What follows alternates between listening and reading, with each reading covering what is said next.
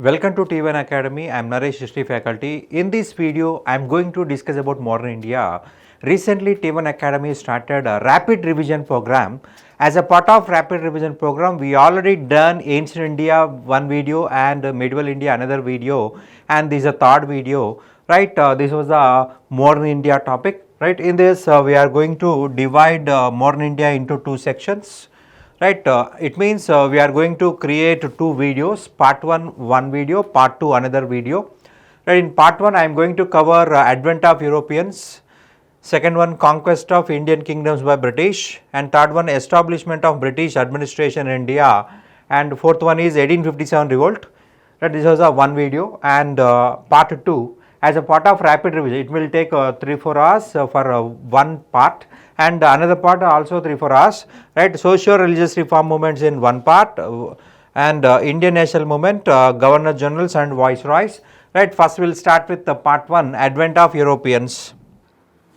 Advent of Europeans in India. What was the purpose of Europeans came to India is simple, for the sake of trade. Which type of trade? Spices.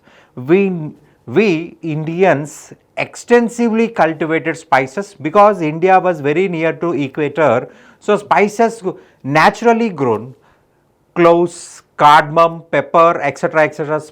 Spices cultivated in India, especially in southern states like Kerala, Tamil Nadu, Karnataka, and some parts of Andhra, and above Tamil Nadu, we in Andhra extensively we cultivated cotton, we cultivated other indigo colors, etc. With the help of cotton, India became exporter of cotton, exporter of indigo, exporter of textiles.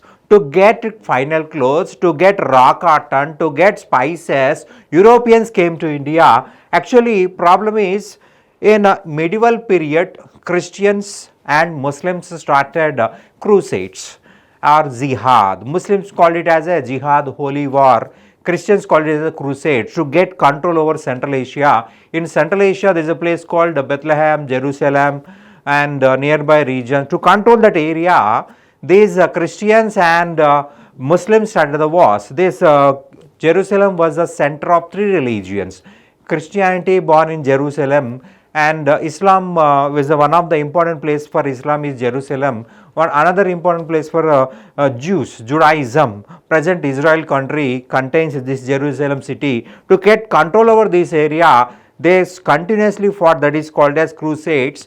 After year in 1453, Turks under the leadership of Muhammad II attacked on Constantinople city. They captured Eastern Roman Empire, that is nothing but Byzantine Empire. They captured Constantinople and they blocked the trade route between India and the Europe, East and the West.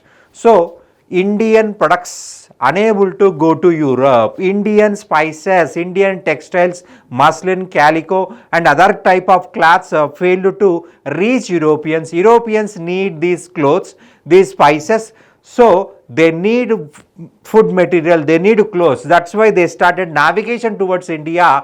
They started searching the sea route to India. That was the main background to discover sea route to India. Right, nowadays, for example, if you saw the Europe around 70-80% Europe was under cold deserts. Right, around 7 to 8 months there is no proper agriculture. So they completely depend on only cattle meat. If they added spices to cattle meat only, they can eat for 2-3 days or 1 week. Otherwise, it will spoil. It means decompose. So they are unable to consume it. They are unable to consume it. So if they want to add spices, they need spices. So India exporter of the spices. To get spices, they came to India. Right, in 1453, Turks captured Constantinople city. In 1453, Turks captured Constantinople city. They blocked the trade route between India and Europe. So they need to discover sea route. So first country to discover is first country to try to navigate towards India is Portugal. Henry, the king of Portugal, started a navigation school. So he got a title called Navigator, Henry the Navigator. He encouraged so many people to discover sea route to India. First person who started from Lisbon is Bartholomew's Dias. Bartholomew's Dias traveled through Atlantic Ocean and parallel to Africa and reached southern tip of Africa, right? Because of continuous like cyclones, he unable to cross the southern tip of Africa. So Bartholomew's Dias named southern tip of Africa as Cape of Storms and went back. Later, the Portugal ruler renamed it as Cape of Good Hope. After that, Christopher Columbus belonged to Italy. He requested Italy kings to support or sponsor his travel, but Italians did not support it. So he went to Spain. Spain ruler Ferdinand and French Queen Isabella. These two persons supported Christopher Columbus. Bartholomew's Dias went to east, failed. So this Christopher Columbus went to west. He traveled towards the west and reached Bahamas Islands. Bahamas Islands. He says that this is India. I discovered sea route to India. In 1492, Christopher Columbus discovered Bahamas Islands. Is a part of America continent. Right, up to death of Christopher Columbus, everybody thought that was India only. That Indians, these persons are looking like a reddish color, so they were called as red Indians. But Indians are black. But here Bahamas people looking like a red, so red Indians. So up to death of Columbus, everybody thought that Columbus discovered sea route to India. Then after death of Columbus, Amerigo Vespucci went to west and he discovered that Bahamas is not India. Bahamas is another new continent. Because of Amerigo Vespucci identification, this new continent was named as America. Amerigo Vespucci. Amerigo Vespucci. In the memory of Amerigo Vespucci, they named as America. America. So because of his name only, new continent was named as America continent. Right? In 1492, Columbus discovered America continent, a new continent. Right? After that, Vasco da Gama, he was also belonged to Portugal. He traveled through Dias route because Amerigo Vespucci identified that was not India. So there is no route. So he traveled through east only. He reached the southern tip of Africa and then he went to Madagascar. From Madagascar he met a Indian merchant, that is Abdul Majid. With the help of Abdul Majid, on 17th May 1498, Vasco da Gama reached Calicut. It means Vasco da Gama discovered sea route to India. Everybody knows India, but he discovered just sea route. How to travel through sea only discovered. Land route, everybody know land route, but the land route was blocked by Turks. Right? Alexander came to India through land route only. Right? Indo-Greeks, Shakas, Huns, everybody came to India through land route only. But sea route discovered by Vasco da Gama. On 17th May 1498, he reached Calicut and discovered India, discovered sea route to India. Right? At that time, king of Calicut is Raja Manuvikramavarma. King of Calicut is Raja Manuvikramavarma. Raja Manuvikramavarma I, the king of Calicut, he was called as Zamorin. Actually, Portuguese unable to call Raja Manuvikramavarma, right? So they called Raja Manuvikramavarma as Zamorin. Zamorin means a person who controlled seaports. This is not a original name. Is not a original name of Raja Manuvikramavarma. Zamorin is a title given by Portuguese. Zamorin means a person who controls seaports, right? So Vasco da Gama welcomed by Raja Manuvikramavarma, and Raja Manuvikramavarma gave gifts, and Vasco da Gama also purchased some material in India and sold in the Europe. He got 60 times profit. So he thought that Indian business is the most profitable. So he wants to establish a company, right? So Portuguese started a company called Estado de India in 1500. So remember, first Europeans to enter into India is Portuguese. Right after that Dutch, after that British, Danes. Portuguese in 1498 they came to India. After that after that Dutch. In 1605 Dutch came to India. At these years related to only Indian arrivals. Right, Europeans who came to India, right, Dutch, after that British in 1608 they reached India, they started a factory, and Danes 1616, and finally French 1664. 1664 they started a company, 1668 they came to India. This is the hierarchy, this is the time period how Europeans came to India. First we will talk with Portuguese. Portuguese means people of Portugal, people of Portugal. These Portuguese people first settled in Kerala. Right, Kerala coast was called as Malabar coast. In Malabar region they had colonies, and they had factories in Cochin, Calicut, Kannanur, and in northwestern region Goa, and Bombay, Salseti, Bassein, and Bhavnagar, Dayu Daman. In the east coast, in Tamil Nadu or Coromandel coast, there is Shanthom, and in Bengal, Chittagong, Satgaon. These are the important areas which controlled by the Portuguese people, Portuguese governors. To protect the Portuguese colonies, Portuguese government appointed governors. Estado da Portuguese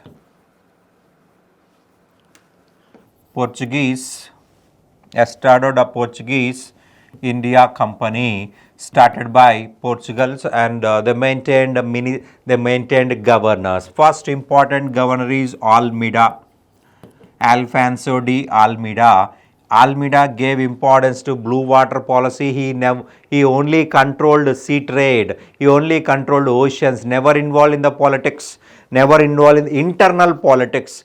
Right, Almeida policy was blue water policy. If anyone who wants to use water, they have to pay the tax.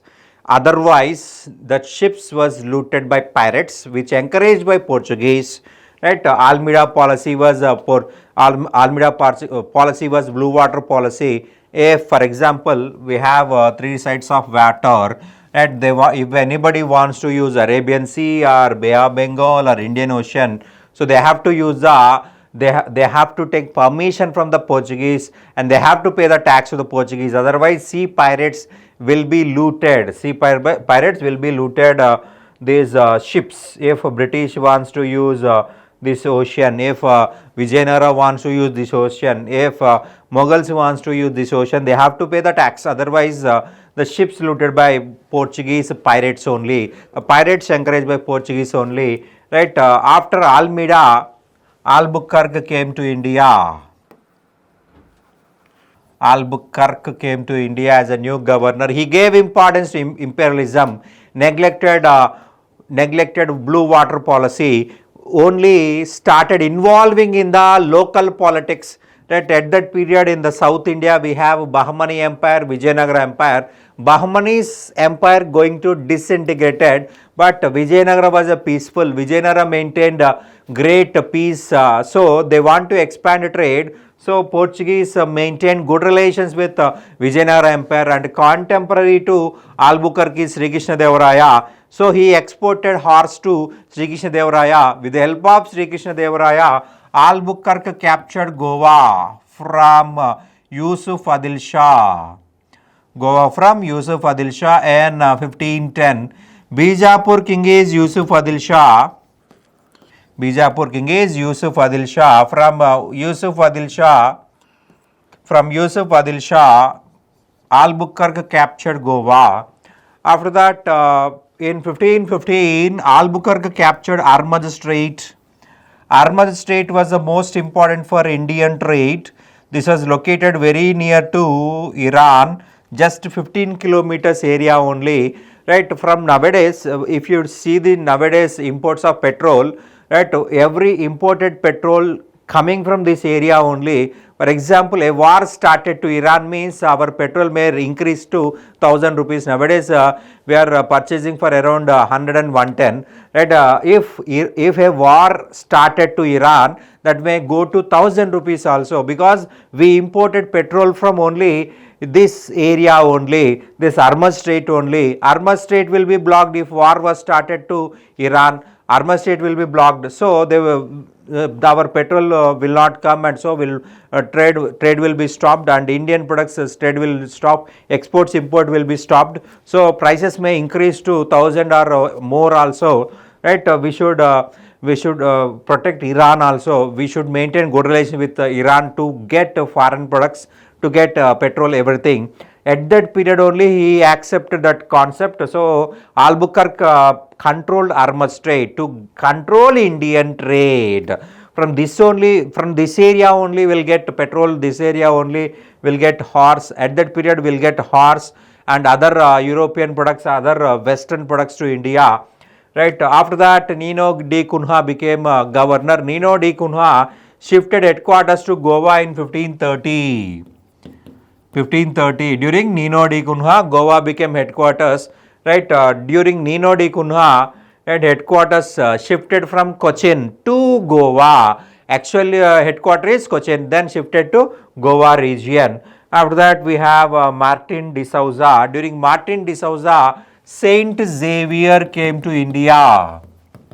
Saint Xavier came to India. He promoted Christianity in India and China also. Saint Xavier died in China. His dead body was brought to India in Goa. He was mummified. His mummy was, you can see in Goa, still his mummy was in Goa Basilica Church. If you go to Goa, in Basilica Church, you can identify mummy. Mummy means preservation of dead body, called as mummy. That waste particles will be burnt or burned and kept in the ground, and the remaining parts will be with the help of chemical treatment. They preserve that mummy, dead body. That you can see the dead body or mummy of Saint Xavier in Saint Basilica Church in Goa. Right. In India, Portuguese introduced many crops like tobacco. Indians don't know how to use tobacco, so they given free of cost. So Indians, if anything will get free of cost, they will take as much of they need, right? If they had no requirement also, they accepted, because that was getting by free only. Free of cost means they will accept whatever they need, whatever they will get, right? This Portuguese introduced tobacco, right, at the starting, but nobody purchases, so they gave in free of cost. So everybody started using tobacco, they were addicted, then they started selling. We are unable to give at free of cost, so many burden was there, so you have to purchase it. So everybody addicted to cigar, addicted to tobacco, everybody started purchasing tobacco, and they introduced maize, green chilies. Before green chilies, we used pepper. Portuguese need pepper, that's why they introduced green chilies. We habituated to green chilies and neglected the pepper. Then these Portuguese looted our pepper. They sold in the Europe, right? So there is complete exportation. Nobody use pepper in India. So they will get huge amount. If every Indian use pepper, means they will get very little amount.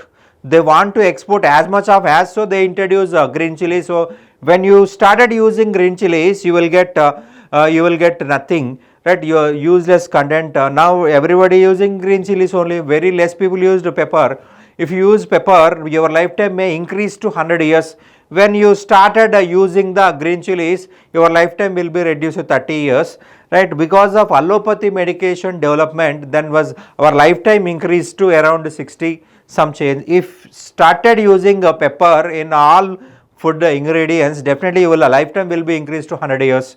100 years, remember that, right? They introduced tobacco, green chilies, maize, tomato, potato, cashew nut. These all food grains introduced by Portuguese only. All type of masalas introduced by this. Actually, potato also masala, tomato also masala. They consider spices. They consider spices. Right? They introduce batata. We call it as a potato. Right? This is all introduced by Portuguese only. In Goa, they introduced printing press. In Goa, they introduced printing press. They introduced printing press. Printing press introduced by Portuguese only. Finally, decline of Portuguese power in India. First reason is in Europe, Portugal captured by Spain. Spain had colonies in South America and neglected India. Portugal lost independence. Portugal was conquered by Spain. Spain rulers gave importance to America continent and neglected India. So that was one of the reasons. Second reason is Portuguese maintained good relations with the Vijayanagara Empire. After Battle of Tallikota 1565, this Vijayanagara Empire was collapsed. So there is no local support. So this Portuguese became weak and Portuguese encouraged slave trade. Nowadays, will purchase vegetables and other goods in market. Like that, at that period, they sold humans in the markets. They arrested so many people and they were sent to market and they sold in the market. Right? Shah Jahan wife Mumtaz Mahal, two servants sold in Bengal slave market and they were exported to Europe. So Mumtaz Mahal got angry, then Shah Jahan got angry. Shah Jahan gave permission to Bengal governor to capture Portuguese colony. So Portuguese defeated by Bengal governor and Shah Jahan. It means Shah Jahan captured Bengal territories, Chittagong, Hooghly, Satgaon, these all areas captured by Shah Jahan. So finally Armagh State captured by Dutch. So they left India. Up to 1961, Portuguese was in Goa, Diu, Daman and Dadra Nagar Haveli.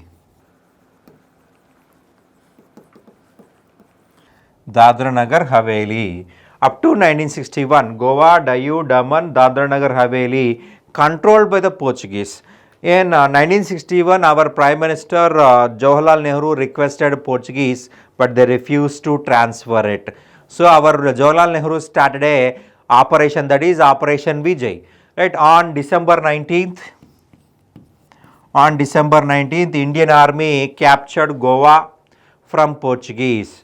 Right? December 19th considered as Goa Liberation Day. Right? In December 19th, 1961, Goa merged in Indian Union or India. Right? These Portuguese consider Indians as enemies and Pakistanis are friends, because during this war, Pakistan supported Portuguese. Indians stopped exporting water, stopped exporting food grains.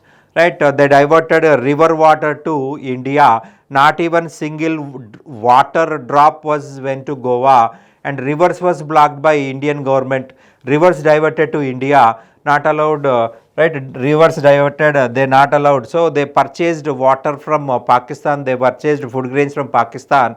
So Portuguese consider as Pakistans as a friends, Indians as enemies. Still India having no good relations with Portugal country. And after that Dutch came to India. Dutch means people of Netherlands. Right? In 1602, Dutch started a Dutch United East India Company. Dutch United East India Company. Dutch United East India Company, right, in Amsterdam. Merchants of Amsterdam started Dutch United East India Company in 1602. In 1605, with the permission of Muhammad Quli Qutub Shah, they started first colony at Machilipatnam. first colony at Machilipatnam. They gave importance to east coast only and neglected the west coast only. They gave importance to east coast only and neglected west coast because east coast famous for textiles, west coast famous for spices, muslin, calico, kalamkari, chins, like that. So many cloths developed in east coast. Machilipatnam famous for muslin, Machilipatnam famous for kalamkari, pen made cloth, painting on the cloth, right? The color will not go, cloth will may tear, but painting will not change. That Machilipatnam was the first important trading center, right, of Dutch, and they started trading colonies at Machilipatnam, Nijampatnam, Dugarajapatnam, Pulicat, Bhimunipatnam in Andhra, and Tamil Nadu, Devunipatnam, Nagapatnam, in Orissa, Balasore, in Bengal, in Vanga coast or Bengal, in that area, in Vanga coast or Bengal, right, here Chinsura. Actually, there is no importance given to Dutch to India. They gave importance to Indonesia. Indonesia is a uncivilized area. Indonesia is an uncivilized area. So in Indonesia, they want to purchase spices. So they purchase textiles in India, sold in Indonesia. From Indonesia, they purchase spices.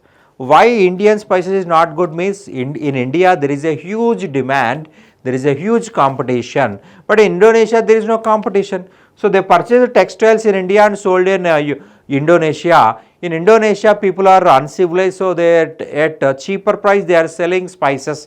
In India higher prices we are selling. So this Dutch purchase spices in Indonesia, sold in Europe, right? Indonesia Dutch governor only controlled India, Dutch colonies.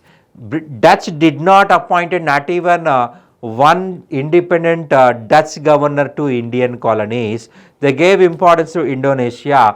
Indonesia incident is responsible for the decline of Indian territories, decline of Dutch in India, that is Ambayana massacre. Ambayana massacre responsible for the Dutch collapse in India. Ambayana is an island. In that island, British and around 6 British, 3 Japanese and 1 China people tried to kill Ambayana Dutch governor. That was leaked. So every year around 6 British, 3 Japanese and 1 China person was hanged by the Dutch. So after that, after Ambayana massacre, British completely vacated India and concentrated on Indonesia. Completely vacated Indonesia and completely concentrated on India only. British completely vacated Indonesia and concentrated on India. Right, here Battle of Badera. In Battle of Badera 1759. In Battle of Badera 1759, Dutch was defeated by the British. So Dutch completely left India in 1759. Indian Dutch colonies captured by the British. Indian Dutch colonies captured by the British. Right, last battle to Dutch in India is Battle of Badera. This area located very near to Chinsura. Right, in 1759, Dutch left India. Then British means people of Britain Island. Right, we have England, Scotland, Wales. These 3 countries by agreement became a single country, that is British country, Britain country. People of Britain Island called as British. Only England people called as English. So the year Scotland, England, Wales people called as British. On 31st December 1600, merchants of London started a trading center, that is British East India Company. Now remember, every company is East India Company only. Dutch United East India Company, British East India Company. Why this every European used East India Company means Columbus discovered Bahamas Islands and he says that is India. right, that was located west side of the continent, west side of the land.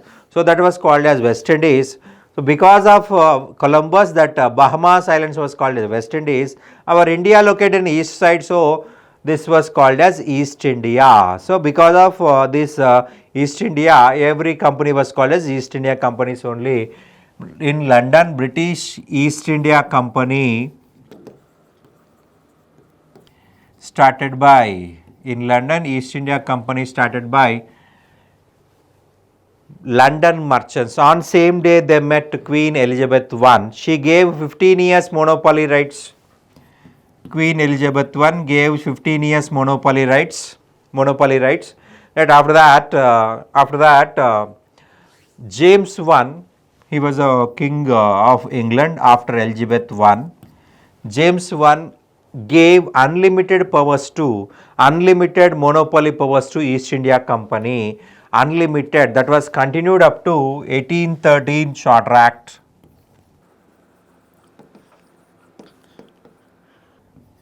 In 1609, James I gave unlimited monopoly rights to East India Company. Unlimited means up to next notification. Right, in 1813 Charter Act, they reduce monopoly of East India Company to only two trades. One is tea, second one is China trade. Right, tea means not selling the tree, tea leaves, tea gardens. Right, in India, they cultivated tea gardens, they collected tea leaves and sold in China. Actually, China invented tea around 5000 years ago. China invented tea around 5000 years ago. Right, unexpectedly, China ruler discovered that China regularly use tea as a medicine. Right, tea is actually is a medicine, but nowadays we are using for fun sake. Actually, that was a medicine. Right, we should not drink regularly. Tea is a medicine. Right, British started cultivating tea production in India, sold in China, remaining sold in Europe, remaining introduced in India. Right, in India, tea introduced by British only. Up to British, we don't know tea. After that, China trade. China trade means opium. China trade means opium. Opium is drugs. Right, in China, medicines for anesthesia they use opium to do the operations.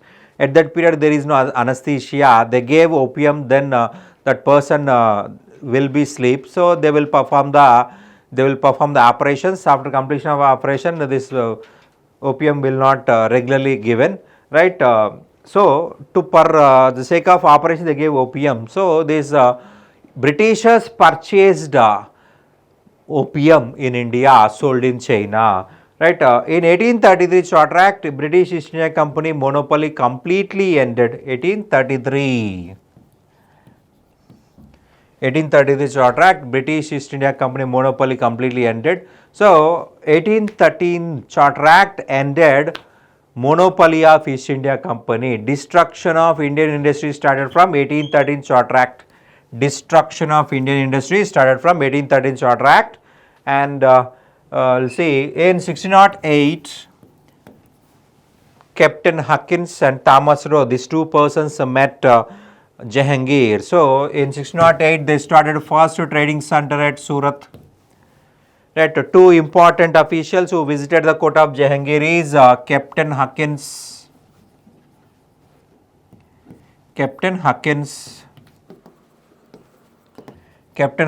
and Thomas Roe.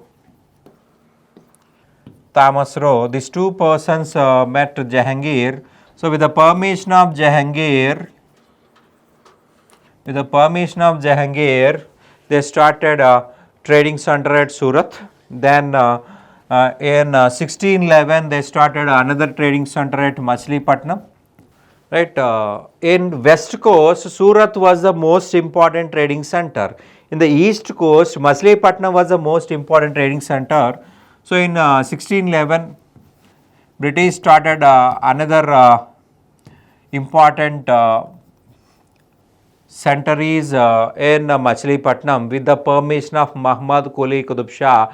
At that period, king of Andhra, king of total Telugu region is Muhammad Quli Qutub Shah. With the permission of Muhammad Quli Qutub Shah, British started a trading center at Machilipatnam. In 1626, they are unable to live in the Machilipatnam because they have to give huge bribe because of Dutch competition, because of bribes. So, they are British unable to stay, so they went to Armagaon. In Armagaon, they started first factory, constructed first fort. British constructed first fort at Armagaon, that is nothing but present Dugharaja Patnam, very near to Sriharikota. Right, Francis Day acquired the land of Madras. Francis Day acquired the land of Madras in 1639 from Damerla Venkatadri Naidu, a local Jamindar. Francis Day, a British East India Company employee.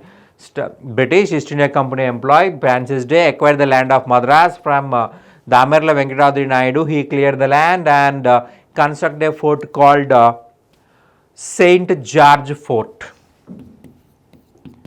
St. George Fort. Around St. George Fort, a colony was developed, that is Chennapatnam. Damerla Venkatadri Naidu father name is Chennappa. On name of Chennappa, the city was named as Chennapatnam. On the name of Chennappa, it was called as Chennapatnam. Right, Chennapatnam or Madras city. And Portuguese Princess Catherine married British king or Prince Charles II. As a dowry, she brought to Bombay. So Charles II transferred Bombay to East India Company for 10 pounds nominal rent. 10 pounds nominal rent. So that was area given to East India Company, and here Gerald Anjid commercially developed Bombay city. Later in Bombay, a new fort was constructed, Saint David Fort. Saint David Fort. Actually, at Kadaluru, first a fort was constructed, that is Saint David Fort. After collapse of Saint David Fort in Kadaluru, again they constructed Saint David Fort in Bombay and Calcutta. In 1690, Jab Charnak purchased 3 villages from Mughals. That is Govindapur, Satnauti and Kalikata. He cleared that 3 villages and constructed Saint William Fort.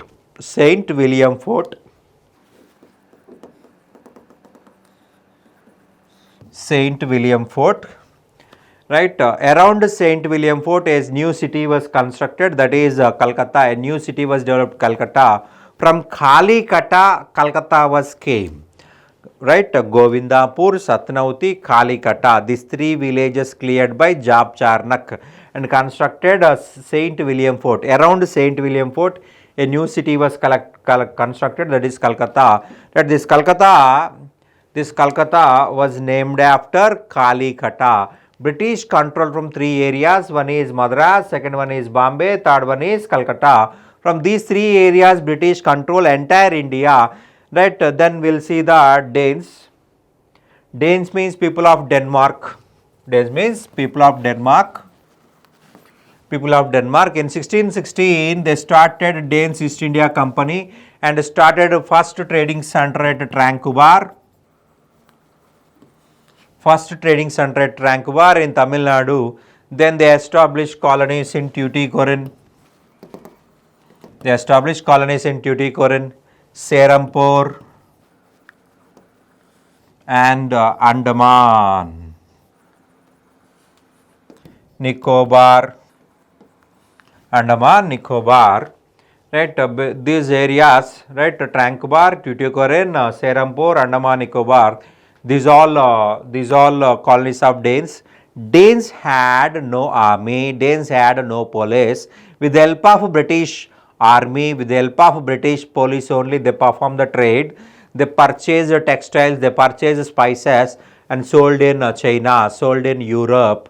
They sold textiles in China, spices in Europe, right? They purchased spices in Indonesia, sold in Europe. They got huge benefits. Up to 1845, they controlled these territories. Serampore was the headquarters of Danes in India. In 1845, Lord Hardinge II. In 1845, Lord Hardinge I. Lord Hardinge I. In 1845, Lord Hardinge I forcefully purchased these all territories and captured Danes territories. Danes was left. These in 1845, Lord Hardinge I forcefully purchased Danes territories and expelled Danes from India. Like that, in 1845, Danes left India. And finally, French came to India. French came to India. French was the last Europeans who entered into India. That French came to India to defeat British. Portuguese, Dutch, British, Danes came to India for the sake of trade. French came to India to destroy British in India. French motive is they want to destroy British, not for the trade. Trade was secondary, right? They also participate in the trade, but that motive was destroying British. Second importance given to trade, right? During Louis XIV, Colbert during Louis XIV was the king of France. During Louis XIV, Colbert started French East India Company in 1664. In 1664, Francis Caron, right? Francis Caron, this person, Francis Caron started colonies in India. First colony they started at Surat in 1668. 1668 and 1669 they started a colony at Machilipatnam. Right, see, we already discussed British first colony is Surat and French first colony is Surat. British first colony in the east coast is Machilipatnam. French first colony in the east coast is Machilipatnam. Why they went to same places? They want to expel British from India, so they have to directly meet British. Otherwise, you cannot expel them from India. If they meet only, you can do the war. Nowadays, you can sat in the home, you can do the war with the help of internet by launching the missiles. But at that period, there is no missiles. At that period, there is no internet to do the cyber war. Right? You can stay in home nowadays. From home only you can do the war, but at that period by meeting only they can do the war, by meeting only they can do the war. That's why they went to these places. In 1673, Francois Martin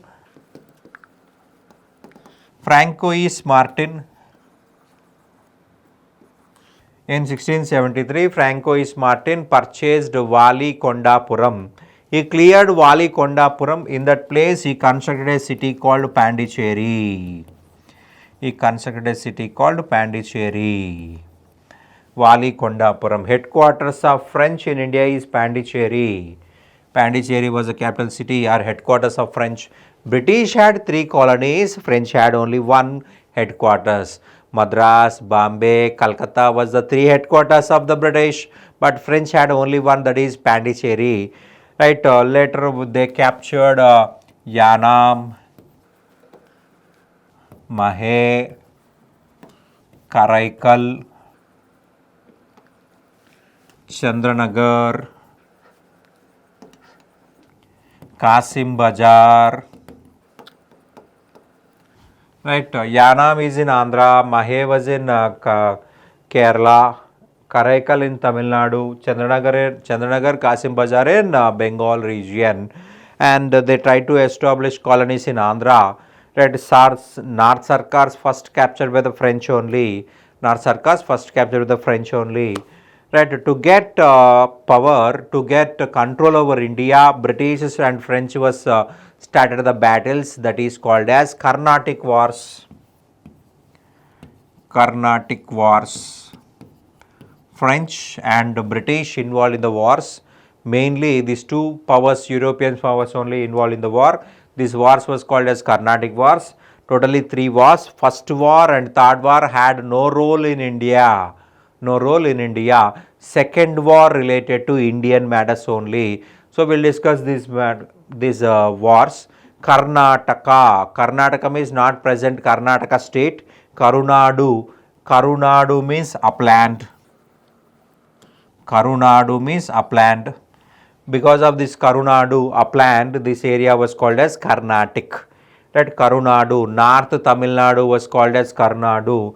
This also we can call as Arcot. Right, a war started between French and British was called as Carnatic Wars or Arcot War. Totally 3. We first will discuss about first Carnatic War or first Arcot War. First Carnatic Arcot War 1746-48. In 1744, Austria ruler was died. So Austria War of Succession was started. Austria War of Succession was started. In Europe, British supported one person, French supported another person. Right? Austria ruler had 2 sons, so these 2 sons wants to become the kings. So one son was supported by French, another son was supported by the British. So a war was started in Europe in 1744, but a war started in India is 1746. In Europe 1744 war started, in India 1746.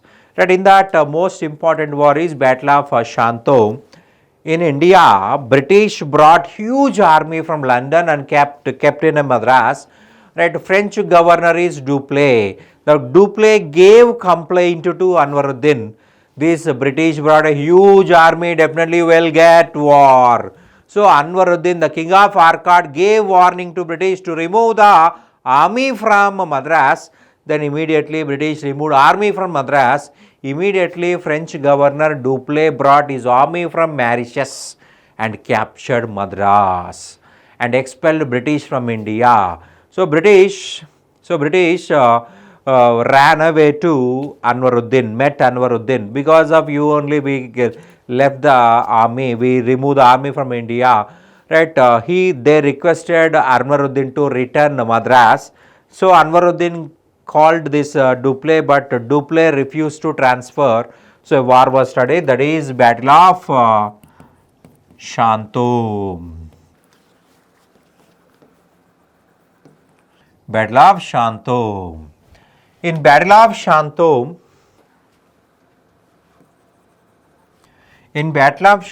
French governor Dupleix defeated British and Anwaruddin. First Indian who lost the battle to European is Anwaruddin.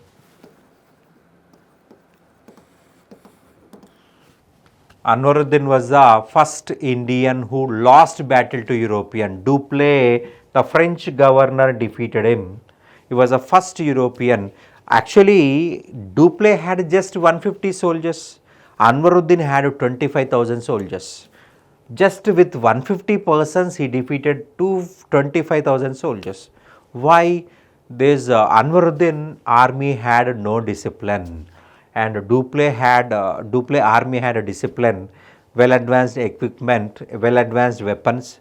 Anwaruddin had only bows, arrows, swords, etc. Bows, simply war weapons. So there is no discipline. Right? Europeans maintained discipline. With just 150 members, he defeated Anwaruddin. In this battle, French got victory in India, but in Europe, British got victory. This war ended with the Treaty of Yella-Chapelle.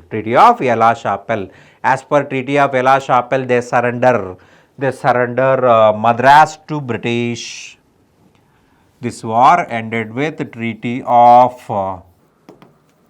Yella-Chapelle. Exla Chapel or Ela Chapel. Right, this war was ended with the Treaty of Ela Chapel. Actually, X was silent, but everybody called it as Exla Chapel, Exla Chapel. Right, second war, second Carnatic War. Right, it was started in 1749, continued up to 1754. Reason is in India only. There is two problems, Hyderabad problem and Arcot problem. In Hyderabad in 1724, Mir Khamruddin laid the foundation of Asaf-Jahi dynasty, and in 1748 he died. So his son Nasir Jang wants to become the king. Nasir Jang wants to become the king. And Nasir Jang's son-in-law Muzaffar Jang wants to become the king. Muzaffar Jang wants to become the king. As per tradition, king's son only will become the king, but why grandson are involved means during Mir Khamruddin, Nasir Jang revolted. So, Nasir Jang revolted, so Muzaffar Jang was appointed as a crown prince. Finally, Nasir Jang surrendered to Mir Khamruddin. Again, Mir Khamruddin declared Nasir Jang as a ruler. Next prince or crown prince or next king. So, Muzaffar Jang wants to become the king. Muzaffar Jang wants to become the king. After death of Mir Khamruddin, Muzaffar Jang started a war of section with the Nasir Jang. That was the Hyderabad issue. Nasir Jang became the king. He was questioned by Muzaffar Jang. So a war was started. In Arcot, Anwaruddin was the king. Anwaruddin was the king. Against Anwaruddin, Chanda Sahib revolted. Chanda Sahib revolted. Right, here British supported Nasir Jang and Anwaruddin. British supported Nasir Jang and Anwaruddin, and French, obviously enemies of British, supported Muzaffar Jang and Chanda Sahib also. A war ground was prepared. Right, war ground was prepared. Nasir Jang versus Muzaffar Jang in Hyderabad, Anwaruddin versus Chanda Sahib in the South Arcot. So this war was called as Second Carnatic War. In the Battle of Ambur, in the Battle of Ambur,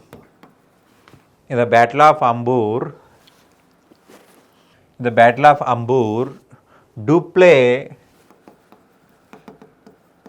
Chanda Sahib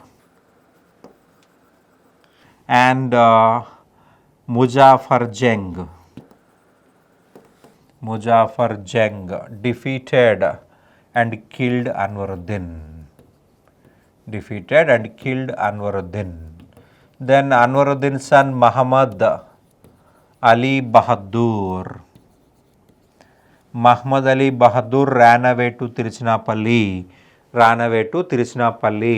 So finally in Arcot, Chanda Sahib became the king, and Dupleix gave Chanda Sahib gave support to even Muzaffar Jang. Chanda Sahib gave gifts to Dupleix. Dupleix Sahib title given to Dupleix. Right, Dupleix wife was got a title, that is Jahanara Begum, title given to wife of Dupleix by Chanda Sahib. Jahanara, Jahan means the world, right? Empress of the world. And Jahanara Begum, title given to wife of Dupleix by Chanda Sahib. Right? Himmat Khan, Jagirdar of Kadapa Kurnool. Himmat Khan attacked on Nasir Jang. Himmat Khan killed Nasir Jang. So finally Muzaffar Jang became the king. Muzaffar Jang became king of Hyderabad. Then Muzaffar Jang gave North Sarkar to French. So this Himmat Khan demanded to get a district, but he rejected. Muzaffar Jang rejected. Near Lakhireddipalli,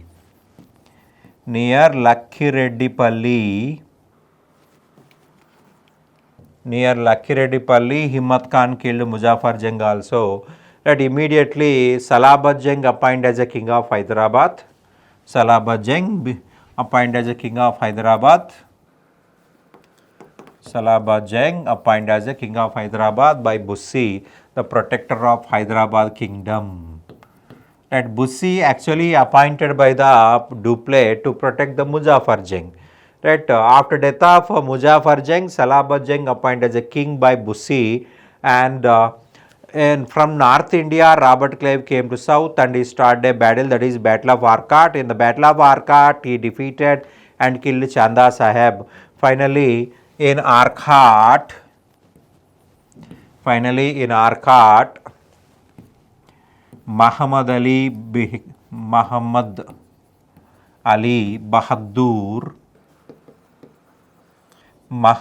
Bahadur became the king of Arcot. In Hyderabad, Salabat Jung became the king, and in Arcot, Muhammad Ali Bahadur became the king.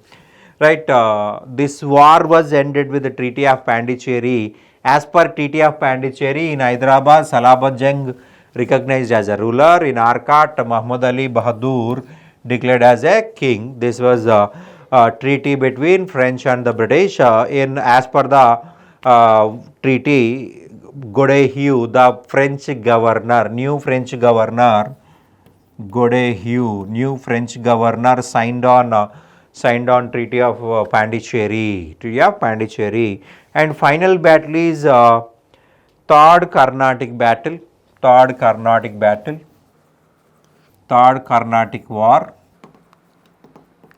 1756 to 63. This war was called as 7 Years' War in Europe. Problem with America, 13 colonies of America. French wants to control 13 colonies of America. British wants to control 13 colonies of America. This war even started in India. In India, French governor is Count de Lally.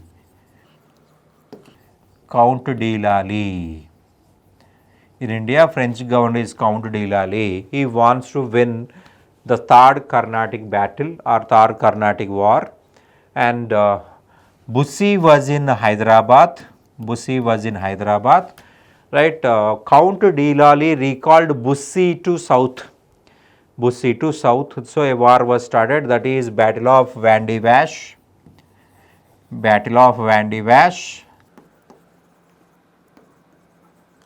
Right, 1760. In this battle,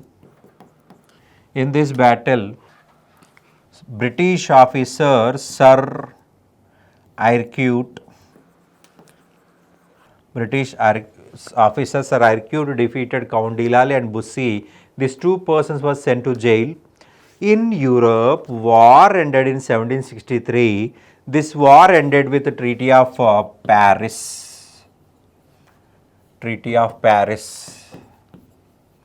As per Treaty of Paris, from India and America, French completely removed army. In future, in America and India, French should not use army, should not recruit soldiers, should not give training to local kings. Up to 1954, French was in India in Pondicherry, Yanam, Mahe and Karaikal. Up to 1954, they were in these places. Pondicherry, Yanam, Mahe, Karaikal. Right, after 1760, Battle of Vandivash, that was the last battle to French in India. Right, from 1763 to 1954, they were in Pondicherry, Yanam, Mahe, Karaikal with the support of the British only. Right, they just involved in the trade. They never had police, they never had military. They never developed military, they never developed army. Right, with the help of British, if they need military, if they need soldiers or army or police, they can use British. Right, in 1954, they surrendered to Indian government and left these places. Pondicherry, Yana, Mahekarakal in 1954 is transferred to India. Right, remember, first Europeans to enter into India is Portuguese. Last European to exit is Portuguese only. In 1498 they came to India, 1961 they left India. Then second Europeans to came to India is Dutch, and first Europeans to left India is Dutch. 1759 they completely left, and last Europeans to came to India is French, and they left in 1954. They left in 1954. You have to remember this point. This was advent of Europeans.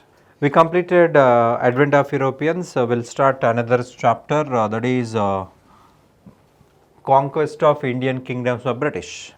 How British captured Indian kingdoms, we'll discuss in this topic. Right, in 1707 Aurangzeb died. In 1707 Aurangzeb died. After his death, in 1707 Aurangzeb died. After his death, India divided into around 1000 kingdoms. India divided into around 1000 kingdoms. Right, out of 1000, 500 kingdoms captured by the British. And in this topic we are going to discussing about how British captured the kingdoms, these 500 kingdoms, and how the policies of British impacted India, how completely British annexed India. We will discuss in this. First topic is within this first area is conquest of Bengal. Bengal was the first kingdom to come out from Mughal Empire. Right, during Mughals, from Kashmir to Kanyakumari, Bengal to Iran border, total India was ruled. During after death of Aurangzeb, Mughal Empire was started disintegration. First kingdom to come out from Mughals is Bengal. During Mughals, Dhaka was the capital city of Bengal. Right, in 1717, Bengal governor Murshid Quli Khan declared independence in Bengal and constructed Murshidabad as a capital city. Murshid Quli Khan. Murshid Quli Khan was founder of independent kingdom in Bengal. This Murshid Quli Khan started Murshidabad city. Murshidabad city constructed and shifted capital from Dhaka to Murshidabad. Right, Murshid Quli Khan was a independent founder and he started Murshidabad city and completed it and shifted capital to Murshidabad from Dhaka. Right, Murshid Quli Khan expanded agriculture, gave crop loans to farmers. After that, Sarfaraz Khan. Right, in 1740, Ali Vardi Khan captured power.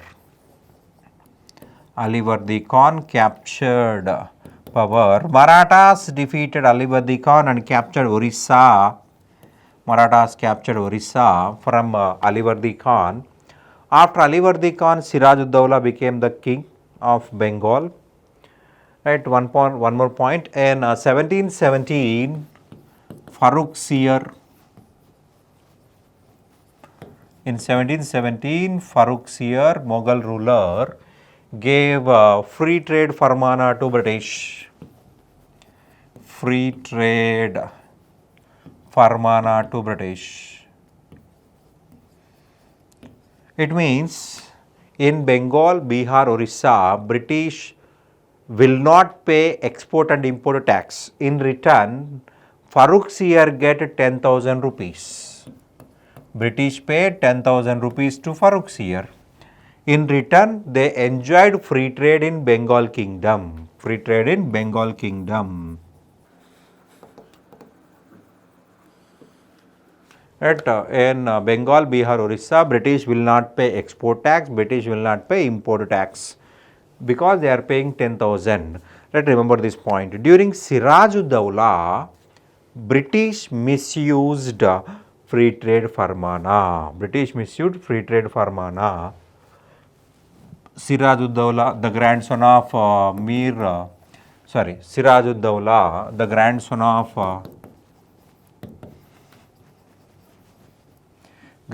Alivardi Khan. After death of Alivardi Khan in 1756, he became the king.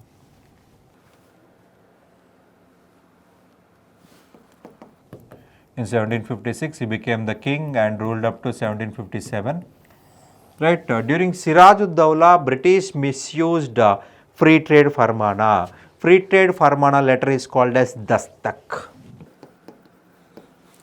Free trade farmana letter is called as Dastak. This Dastak misused by the British. For example, to prepare this pen, you need to invest around 10 rupees. Indians prepared for 10 rupees, British prepared for the 10 rupees. British will not pay the tax, so they will take 1 rupee profit and sold to 11 rupees. And Indians had a tax around 2 rupees tax. For example, Indians had 2 rupees tax. And they will make 1 rupee profit and they'll sold to 13 rupees. Which product will purchase it? 11 rupees, British product, because this was a cheaper price. So, as per free trade farmana, they were exempted from the tax, so there is no tax on British products. So, British sales will be increased. After British products was completely done, right, emptied, then only Indians will purchase Indian product. Here, British misused this dasak. This dasaks even sold to Indians. Instead of paying 2 rupees, they purchase for 1 rupee. So, price will be reduced to 12.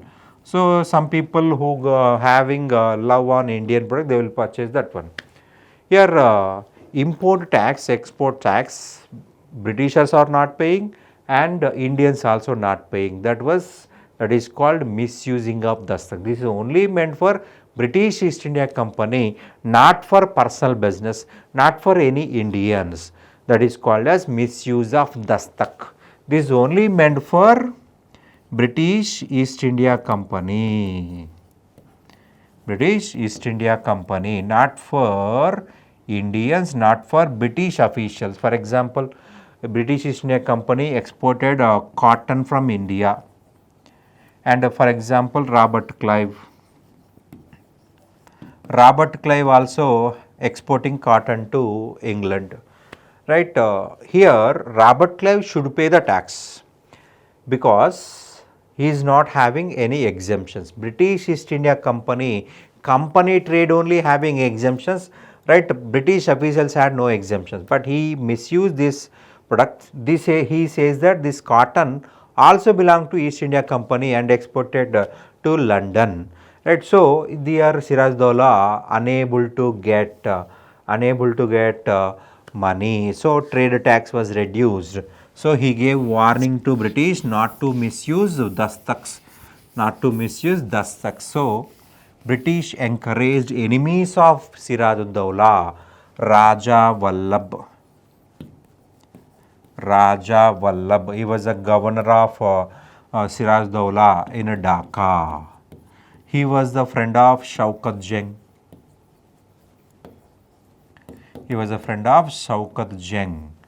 This Shaukat Jung is cousin of Siraj-ud-Dawla. When Siraj-ud-Dawla became king, Shaukat Jung also wants to become the king. So Raja Vallabh supported Shaukat Jung to become king. So at the same time, British started encouraging enemies of Siraj-ud-Dawla. So in Battle of Puralia, Siraj-ud-Dawla defeated and killed Shaukat Jung and attacked on Dhaka. Raja Vallabh ran away from Dhaka. He went to Fort William.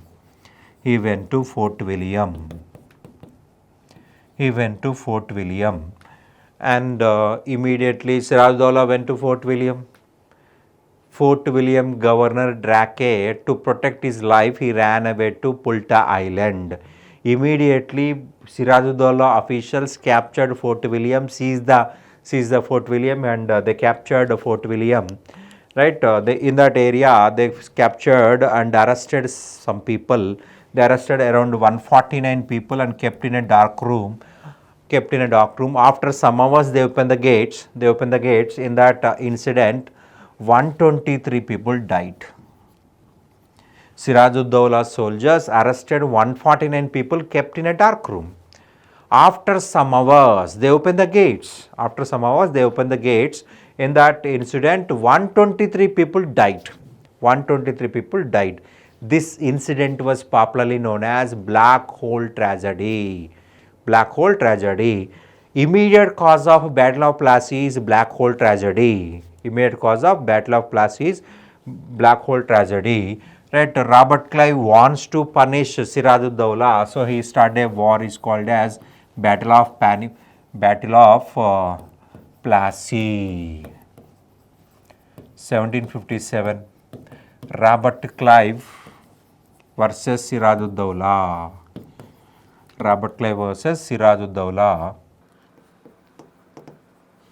Sirajuddaulah military commander is Mir Jafar and Amin Chand, friend of Mir Jafar. Robert Clive made a secret pact with Amin Chand. With the help of Amin Chand, Mir Jafar also joined in this secret pact. As per secret pact, Robert Clive started the war against Sirajuddaulah. In this war, Mir Jafar supported Robert Clive. After death of Sirajuddaulah, Mir Jafar will appoint as a king of Bengal. This is a secret pact between Robert Clive and Mir Jafar. After death of Sirajuddaulah, Mir Jafar will become the king of Bengal, and Amin Chand will get 5% treasury in Bengal. 5% Bengal treasury gift as a gift to Amin Chand. So a battle was started, that is Battle of Plassey. This battle started on the bank of river Ganga, right? Palasi. There is a tree called Palasi tree, right? From Palasi tree we will get a flowers, with the help of that flowers we will prepare a gulal color which use in holy festival, right? Because of that flowers, that area was called as Palasi. That Palasi became Plassey. In the Battle of Plassey, right? Because of the trees only, this area was called Plassey. In the Battle of Plassey, Sirajuddaulah defeated and killed Sirajuddaulah. After death of Sirajuddaulah, Mir Jafar became the king. But in battlefield only, Mir Jafar declared as a king. Mir Jafar appointed as king of Bengal. Immediately he transferred 24 parganas to British as a Jagir, because British created Mir Jafar as a king. If Mir Jafar supported Sirajuddaulah, he will get money, but he will not become the king. He supported the Robert Clive, that's why he got kingdom, he became the king of Bengal. So he transferred 24 parganas as a Jagir to East India Company, and they gave 20 million rupees. To East India Company as a gift. They gave 20 million rupees to as a gift of Robert Clive and other employees of East India Company. Right, Robert Clive neglected this Mir Jafar. Mir Jafar wants to get the support of Dutch instead of East India Company. Day by day, British influence was increasing on British influence increasing on Bengal. So they want to remove. Here Mir Jafar wants to rule independently, but British try to create Mir Jafar as a puppet. So Mir Jafar started supporting Dutch. To reduce British importance. British tried to control Mir Jafar as a puppet, but he wants to rule independently, so he started supporting Dutch. So in the Battle of Badera, they defeated Dutch and expelled Dutch from India. Then in 1760, they removed Mir Jafar and appointed his son-in-law Mir Qasim. Mir Qasim became king in 1760 and ruled up to 1763. He was a son-in-law He was a son-in-law of Mir Jafar. Definitely son-in-laws will betray uncles, right? That is a history, right? In history, always son-in-laws destroy uncle's kingdom, uncle's rule, right? Their own uncle's rule. Here, we already discussed, Alauddin Khilji killed his own uncle, right? Jalaluddin Khilji and became the king. Here, Mir Qasim betrayed his own uncle Mir Jafar and became the king. He gave 3 districts to British, Midnapur, Burdwan and Chittagong, 3 districts to British, and he shifted capital to Mangir, a village in Bihar, right? Because this is a village, so there is no importance for the trade. So he thought that British will not come to Mangir, so he will happily rule the kingdom, right? British will not involve in this kingdom, but British wants to control Mir Qasim also, right? They thought that Mir Qasim is danger than Mir Jafar. Mir Qasim abolished trade taxes even to Indians. As per free trade Farmana, per year they will pay 10,000 to Mughals. But here he exempted trade taxes to even Indians. For example, just now we discussed one example. This pen cost is 10 rupees. Indian prepare for 10 rupees, and they are having 2 rupees 2 rupees taxes and 1 rupee profit, totally 13 rupees. Right? British also prepared this per 10 rupees, and they will add 1 rupee profit, they will sold to 11. Here Mir Qasim abolished trade taxes. It means there is no tax. So this pen price will become 11 rupees. So he abolished trade taxes. So price will be reduced to 11 rupees. So both price are same. British product price and Indian product price is same. So definitely we'll purchase high quality product. When we went to a shop or cloth market or any product, first we'll saw the product price, first price tag. So price is equal, then we'll go for quality. So Indian products are quality, so Indian sales are increased, British sales are decreased. Indian sales are increased, British sales are decreased. So to protect their trade, they want to destroy Mir Qasim. They removed Mir Qasim, appointed Mir Jafar. So Mir Qasim went to Awadh and made a friendship with Shuja-ud-Dawla, king of Awadh, and they want to met Shah Alam II, Mughal emperor. So with the help of Shuja-ud-Dawla and Shah Alam II, he started a war. Mir Qasim started a war, that is Battle of Buxar. Battle of Buxar 1764. Battle of Buxar 1764. Right, in this battle Hector Munro defeated Mir Qasim, Shah Alam II, Shuja-ud-Dawla. Remember, in Battle of Plassey, British got victory. In Battle of Buxar, British got victory. Which war is given more powers to British means Battle of Buxar only. Battle of Plassey was the stepping stone of British Empire in India, but more benefits enjoyed by the British through Battle of Buxar only. Here they defeated Shah Alam II. Shah Alam II was the Emperor of India. British defeated Shah Alam II means British defeated entire India, because he was the Emperor of India. Complete India defeated by Munro. Here he defeated Mir Qasim, Shah Alam II, Shuja-ud-Dawla.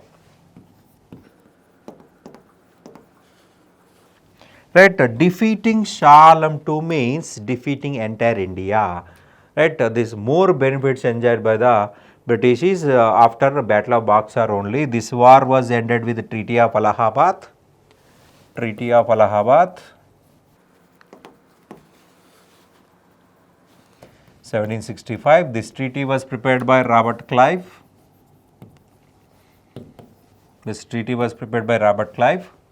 Right, Treaty of Allahabad, the treaty was prepared by Robert Clive. As per treaty, Bengal administration divided into two parts.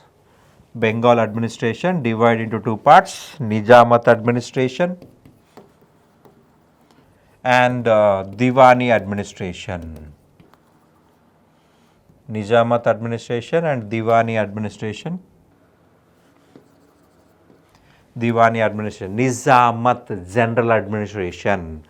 Diwani, collection of taxes. Nizamat means education, welfare, police, army, everyone. Diwani, collection of taxes in Bengal kingdom. Revenue. Right, Mir Jafar got Nizamat powers. Mir Jafar got Nizamat powers and British got revenue powers. British got revenue powers. Without money, how can Mir Jafar rule?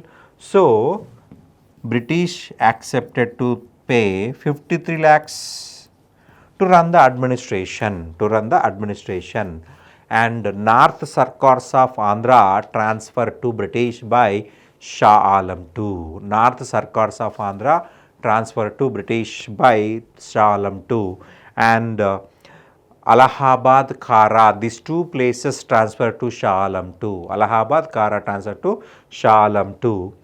Right, Shujauddaulah should pay compensation to the British. Right, should pay compensation to the British. Right, Shah Alam II was the last independent ruler. Shah Alam II ruled. Shah Alam II ruled Delhi to Palam. Delhi to Palam, just 10 square kilometers. Just 10 square kilometers. Shah Emperor, Alam Universe. Emperor of Universe ruled just 10 square kilometers. In 1803, British captured Delhi to Palam and gave pension to Shah Alam II. So, first pensioner of East India Company, first Mughal pensioner. Who was the first Mughal pensioner means Shah Alam II. In 1803, they captured Delhi to Palam and gave pension to Shah Alam II. In Mughal Empire, first pensioner is Shah Alam II. Right, again we will come back to Bengal. Mir Jafar, after death of Mir Jafar, situation became worst. In 1772, Warren Hastings came to India. Warren Hastings came to India because of dual government in Diwani and Nizamat. Because of dual government, Nizamat and Diwani. Right, so famine started. There is no money to protect the agriculture, there is no money to develop the agriculture, people welfare. So, famines started. To prevent these famines, Warren Hastings abolished dual government and captured Bengal. Right, like that British captured Bengal. Annexation of Bengal is not a process. Annexation of Bengal is not a plan. That happened like that. After that, many kingdoms, Mysore, Punjab, etc., that was planned only, pre-planned only. And next one is the conquest of Mysore. After Bengal, biggest kingdom captured by the British is Mysore. Conquest of Mysore. Mysore capital city was Srirangapatnam. Capital city of Mysore. Srirangapatnam was the capital city of Mysore. During Sri Krishna Devaraya constructed Srirangapatnam and created Mysore state. Mysore state capital city is Srirangapatnam. After decline of Vijayanagara Empire, Vodayas declared independence in Mysore. Right, during Chikka Krishna Raja I, Hyder Ali joined as a normal soldier. Chikka Krishna Raja was a weak person, so Chikka Krishna Raja was controlled by two brothers, Devaraja and Nanjaraja. Right, these two persons controlled Chikka Krishna Raja as a puppet. Right, they are also failed to protect the Mysore Empire. Marathas continuously attacked on Mysore and looted so many places. So, this Hyder Ali as a normal soldier defeated Marathas. So, Hyder Ali defeated Marathas. So, he was appointed as Fauzdar of Dindigal. Hyder Ali was the first person to recognize British danger in India, that he maintained good relations with the French. Hyder Ali maintained good relations with the French, and he was the first person to identify the danger of British. Right, with the help of French, he started arsenal in Dindigal, and Hyder Ali strengthened his position in 1761. He captured Mysore. In 1761, once again Marathas attacked. He defeated Marathas and captured Mysore, and he killed Devaraja Nanjaraja. Devaraja Nanjaraja killed by Hyder Ali. Then Chikka Krishna Raja one ran away. Hyder Ali became king in 1761, ruled up to 1782. During Hyder Ali, he became most powerful ruler. He defeated Marathas, captured Tungabhadra Basin. He defeated Hyderabad king Nizam Ali Khan, captured Rayalaseema, and he captured South Sarkars. British need borders, coastal area. Right, this is the Mysore kingdom. Right, this Tungabhadra basin captured from the Marathas, Rayalaseema region captured from the Nizam Ali Khan. Right, Rayalaseema region captured from the here Bengal controlled by the British and Madras area controlled by the British. To connect these two regions, British need this territory. So wars started between Mysore kingdom, that is called as Anglo-Mysore kingdoms. Right, actually Mysore was the strongest.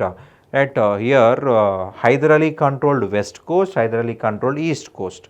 British, to strengthen their position, they need west coast, they need east coast. Otherwise, they need to vacate India. So, to get the control over Mysore kingdom, British started wars, that is Anglo-Mysore wars. Totally four wars. First Anglo-Mysore war. 1767 to 1769. Here Hyder Ali, king of Mysore, and McCarthy, Madras governor. Hyder Ali versus McCarthy. Right, in this battle, British was defeated by Hyder Ali. This war was ended with the Treaty of Madras.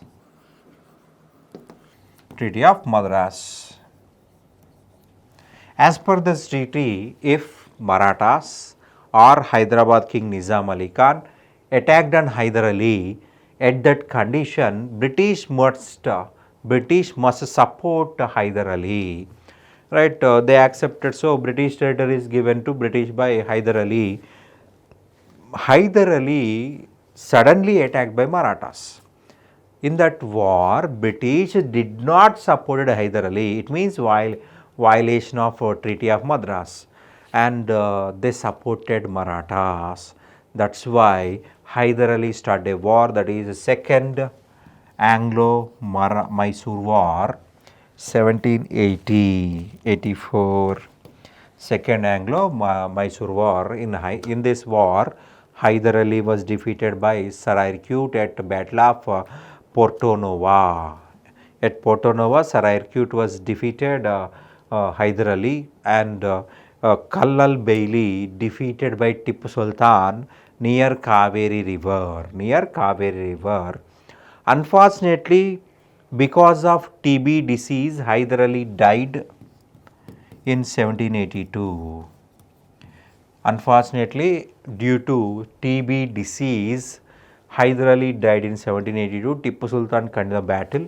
This battle continued after death of Hyder Ali also. Tipu Sultan, son of Hyder Ali. This war continued up to 1784. This war ended with the Treaty of Mangalore. And Tipu Sultan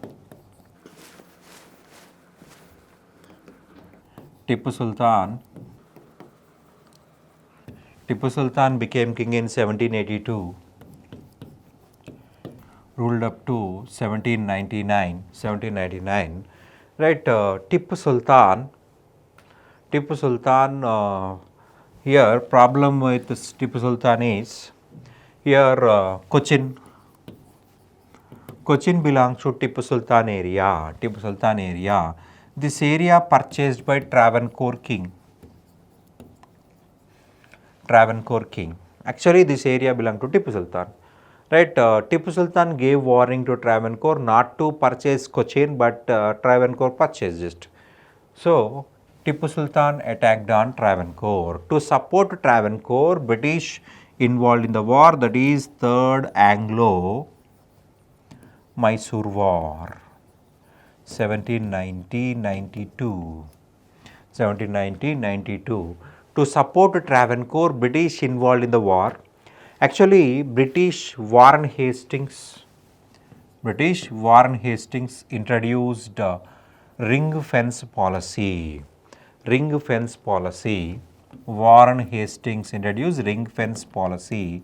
It means fencing the British Kingdom. Right, for example, this is Mysore Kingdom, this is Madras Kingdom.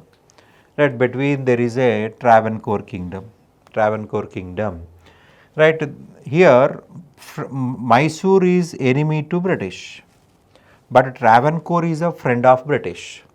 Right, around borders of British, they always maintain friendly kingdom. They are making friends. Between enemies. Mysore Kingdom, British Kingdom, Mysore was enemy to British. Right, nearby there is a kingdom called Travancore.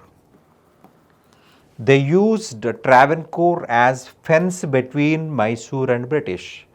Like that, in all areas of India, British maintained friendly kingdom. They used as a fence, that is called as ring fence policy, to protect British territories.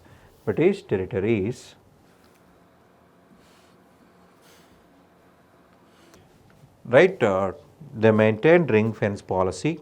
Right, again we'll come back to Third Anglo-Mysore War. In that, Lord Cornwallis wants to destroy Tipu Sultan. Twice he attacked on Mysore, but 2 times he was defeated by the Tipu Sultan. Finally, he took the help of Marathas. He took the help of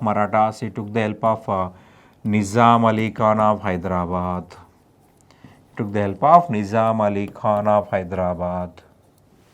Right, Lord Cornwallis first attacked on Tipu Sultan, Srirangapatnam. He lost the battle. Second time also attacked on Mysore and lost the battle. Right, finally he took the help of Marathas. He took the help of Nizam Ali Khan. With the help of these 2 persons, he attacked on Tipu Sultan, defeated Tipu Sultan. This war was ended with the Treaty of Srirangapatnam. 1792. Treaty of Srirangapatnam. Right, as per this treaty, Srirangapatnam Treaty, 1792, right, British wants to half of the kingdom. As per this treaty, Tipu Sultan ready to transfer half of the kingdom because he lost the kingdom. British lost the kingdom, half kingdom. Treaty of Srirangapatnam 1792. That as per this treaty, Tipu Sultan accepted to transfer half kingdom, accepted because he lost. At Tungabhadra Basin, Marathas got, Rayalaseema, Nizam Ali Khan got, and North Tamil Nadu, British will capture. And as a indemnity, he accepted to pay 3 crores. As a indemnity, he accepted to pay 3 crores. Right, 3 crores. Right, Tipu Sultan, up to paying 3 crores, he surrendered his sons. He mortgaged his son at British. He is having 2 sons. The 2 sons mortgaged at British, up to paying 3 crores. Right, after that, Tipu Sultan introduced the reforms. right, to protect his position. First important reform is he wants to increase his income. So he abolished Jagirdari system. Jagirdari land added to his personal land and asked farmers directly to pay the farmers accepted to directly pay to taxes to kingdom and government officials. So income will be increased and introduce a new calendar system based on sun and moon, and he introduced new weights and measures, perfect weights and measures. He donated money to Sringeri Sharada temple. He praised Adi Shankaracharya as a Jagat Guru. He praised Tipu Sultan praised Adi Shankaracharya as a Jagat Guru, donated Sharda Mat, donated ornaments to Sharda Mat, right? Jagat Guru, Sharda Mat. Adi Shankaracharya was praised as Jagat Guru by Tipu Sultan, and he sent ambassadors to Arabia, Burma, Iran, Iraq, Turkey, France, Germany, Russia also. He joined in the French Revolution. He joined in the Jacobin Club and he financially supported French Revolution. After success of French Revolution, Tipu Sultan planted freedom tree at Srirangapatnam. Freedom tree. Tipu Sultan planted freedom tree in Srirangapatnam after success of French Revolution. Right, Lord Wellesley introduced a subsidiary alliance system in 1798. Subsidiary alliance system introduced by Lord Wellesley. Lord Wellesley introduced a subsidiary alliance system. If any king need army support, they have to sign on subsidiary system. So if anybody who signed on that system, they will get subsidiary army support. Subsidiary army support. This army will keep in capital city. For example, Hyderabad king signed on a subsidiary alliance system. So this subsidiary army will keep in Hyderabad. In return, they have to pay salary. They can pay in cash or in land. Land means one-time settlement. Cash means regularly they have to pay. This army should not use on friends of British. And no European should recruit in British in local kingdom. Right, this army cannot use on friends of British, and British can use this army, and whenever they require, they can use this army, but they never use this army on friends of British. No other Europeans should be recruited. If they want to employees, they will send. They created a post called resident.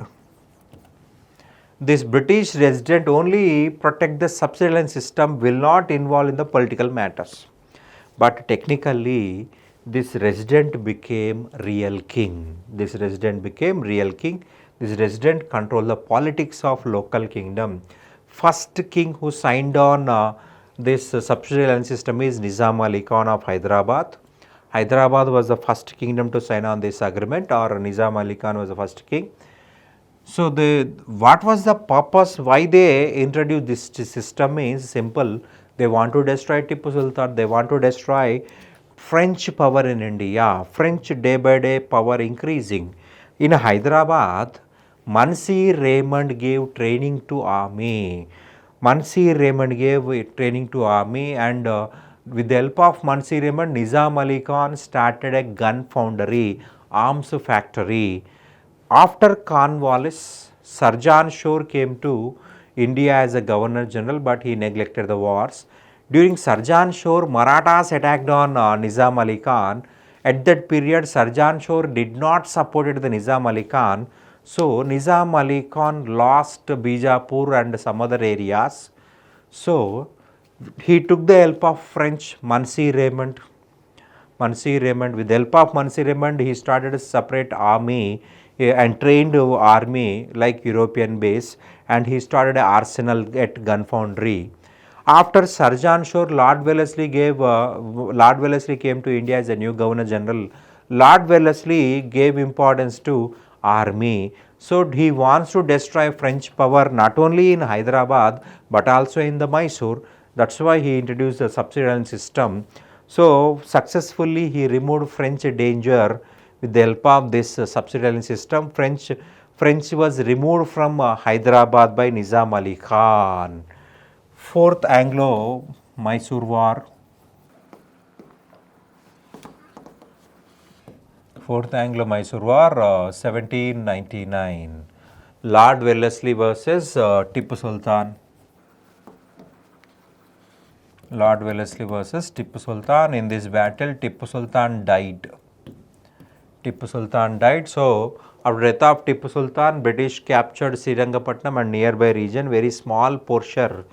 For example, this was the kingdom of Mysore, right? Very small area given to Mysore king Chikka Krishna Raja III, and the remaining part captured by the British. And they says that we liberated Mysore kingdom from the Tipu Sultan. Just a small portion, small area was given to Chikka Krishna Raja III, and major area captured by the British. Right, Chikka Krishna Raja III also signed on subsidiary alliance system in 1793. After Mysore, another area captured by the British is Marathas, Maratha area, conquest of Maratha. After Mysore, British captured another area is Maratha. Right, Marathas established a strong power in 1761. Actually, Marathas under Peshwas became powerful. Right, Bajirao I gave a statement, Hind Pad Padshahi. He wants to rule entire India, north Delhi, south Tungabhadra, east Cuttack and west Attock. Right, between these four places they want to establish Maratha domination, Maratha flag. Right, so that is called as Hind Pad Padshahi. In 1761, Raghunath Rao captured Attock. So Ahmad Shah Abdali wants to punish. So that was a war was started. That is the third battle of Panipat. Third battle of Panipat, 1761. Ahmad Shah Abdali was Marathas. Marathas don't know the plain war. They were expert in guerrilla warfare. Right, here Marathas with overconfidence they went to Panipat. Panipat was a plain. You cannot implement guerrilla warfare in Panipat. Ahmad Shah Abdali expert in plain war. And here Marathas, here Sadashivrao Bhave Vishwasarao led the Maratha army.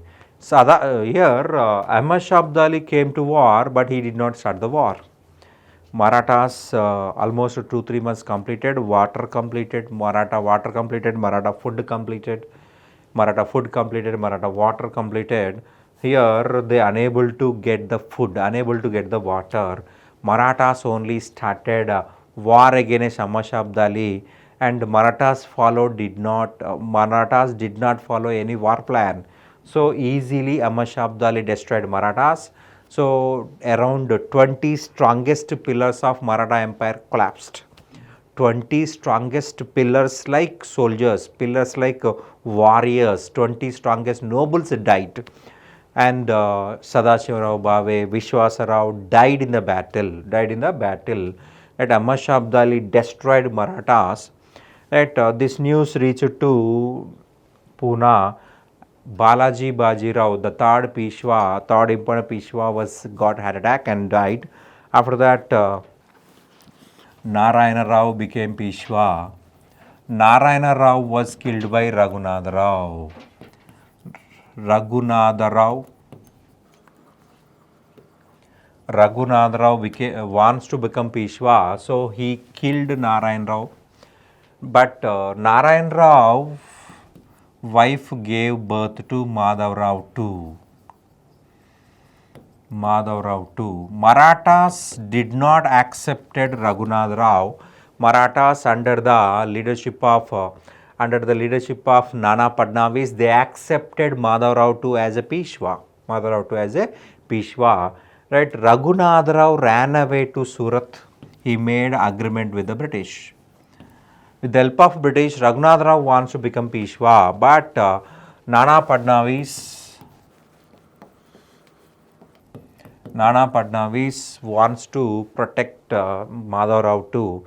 Right, Nana Fadnavis created 12 men strongest army, 12 nobles army, that is Barabai group. With the help of Barabai group, Nana Fadnavis protected Madhav Rao too. So a war was started between British and Madhav Rao too. Reason is Raghunatha Rao wants to become Peshwa. So he made agreement with the British in Surat. That is called as First Anglo-Maratha War, 1775 to 1782. In this battle, Nana Fadnavis and Mahadaji Scindia supported Madhav Rao too. Here, British wants to destroy Mysore. Right, second Anglo-Mysore war is going on. To win in Mysore, they immediately stop the war, because if they got victory in Maratha war, they will get nothing. Only Raghunatha Rao will become the Peshwa. If they got victory also, Raghunatha Rao became Peshwa, they will get nothing. Right, Marathas are very powerful, they want more benefits, so they concentrate on Mysore. They stop the war with Marathas and concentrate on Mysore. So here this war was ended with the Treaty of Salbe. As per Treaty of Salbe, Madhav Rao too recognized as Peshwa. As per Treaty of Salbe, Madhav Rao too recognized as Peshwa. Raghunatha Rao get 3 lakhs pension, right, which collected from Gujarat, and British got Salbe Island, 3%, 3 benefits. Madhav Rao too recognized as a Peshwa. Raghunatha Rao get 3 lakhs pension, which collected from the complete Gujarat, and British got Salbe. Right, after death of Madhav Rao too, Baji Rao too, son of Raghunatha Rao, became Peshwa. Right, Raghunatha Rao's son Baji Rao too became Peshwa. Baji Rao too was a weak person. He was not strong enough. He was a very weak person. Right, Nana Fadnavis protected him, but unfortunately Nana Fadnavis died. After death of Nana Fadnavis in 1802, Baji Rao too signed on subsidiary alliance system.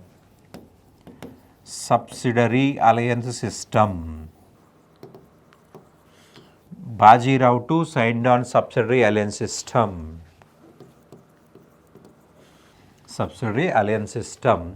Right, when he was signed, he don't know about exact what is going on as per Treaty of Subsidiary System.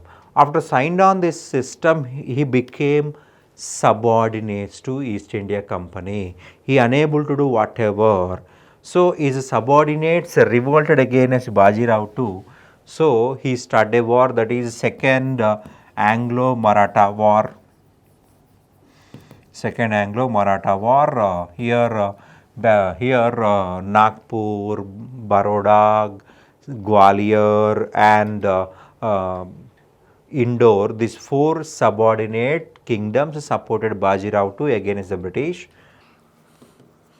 So this war continued from 1803 to 1805. Lord Wellesley defeated Bajirao II and his subordinates Indore, Holkars, Baroda, Gaikwads, Gwalior, Sindhias, Nagpur, Bhonsles. These 4 persons defeated by British. Right, these 4 persons once again signed on subsidiary system. Nagpur, Holkars, Nagpur, Bhonsles,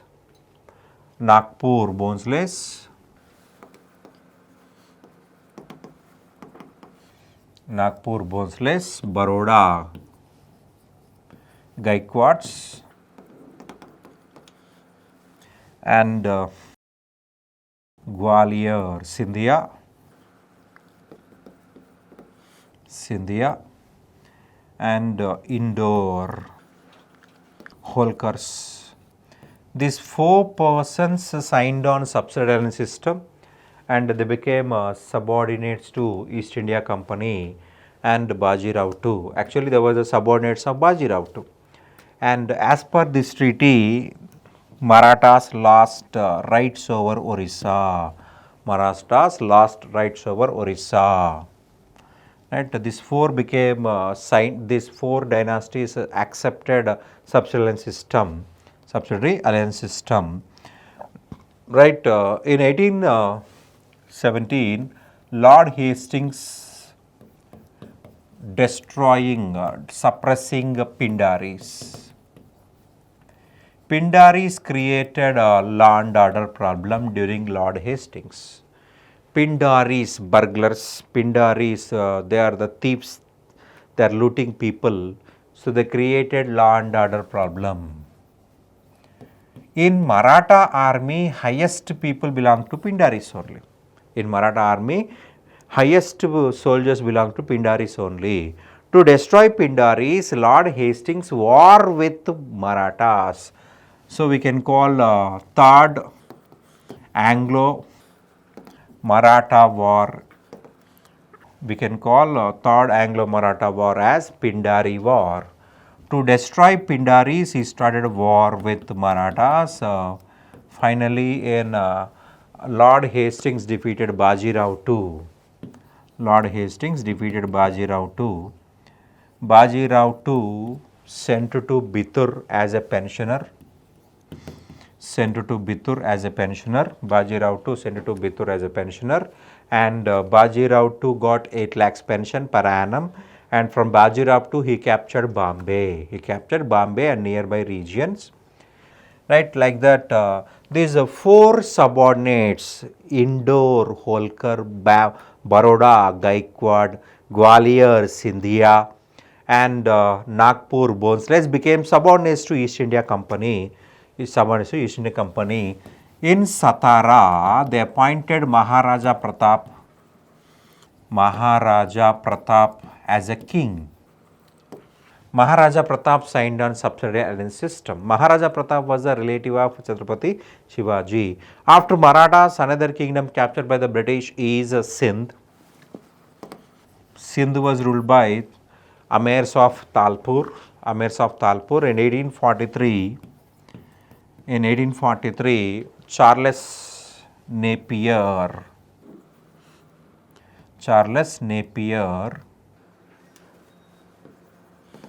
started Battle of Miani.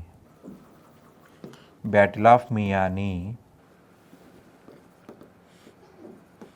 Battle of Miani, Charles Napier defeated Sher Muhammad, the king of Sindh, and captured Sindh from Sher Muhammad.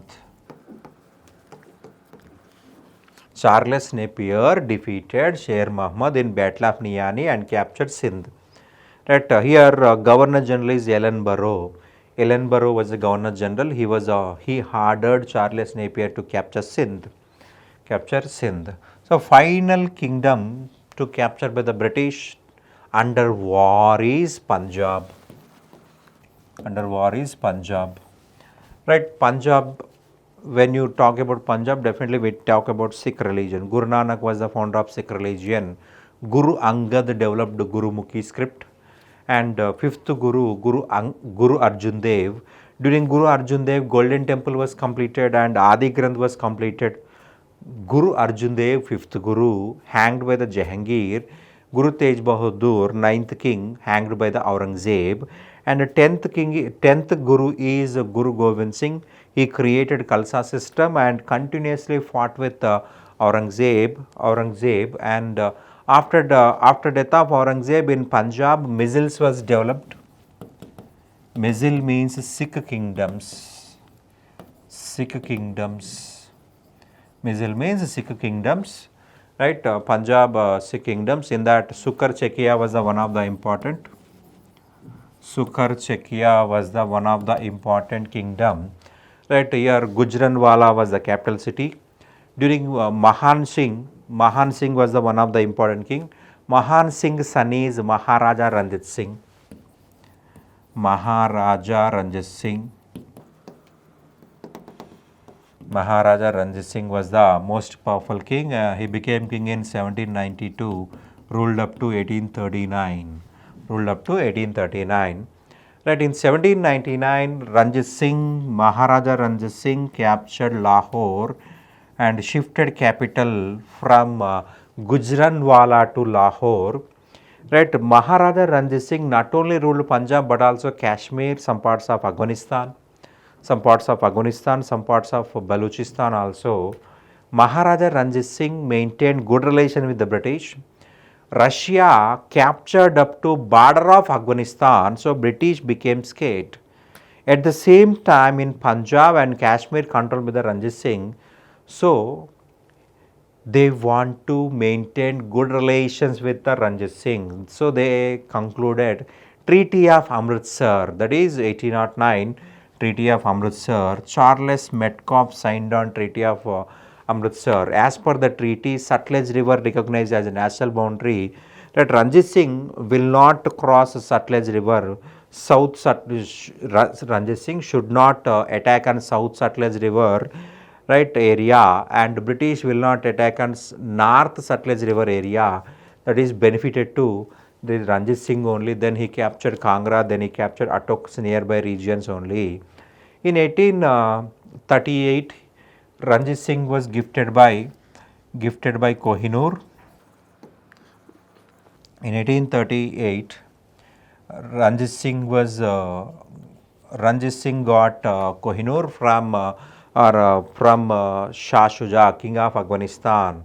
Shah Shuja lost Afghanistan. Dost Muhammad captured the Afghanistan. To get the Afghanistan, Shah Shuja came to Punjab. He gifted Kohinoor diamond to Ranjit Singh. So Ranjit Singh, a clan combinedly attacked on Afghanistan, appointed Shah Shuja. Unfortunately, in 1839, Ranjit Singh was died. After his death, wars started between British and this Punjab. First Anglo-Sikh War, 1845-46. Reason is, after death of Ranjit Singh, Dilip Singh became the king. Dilip Singh was minor.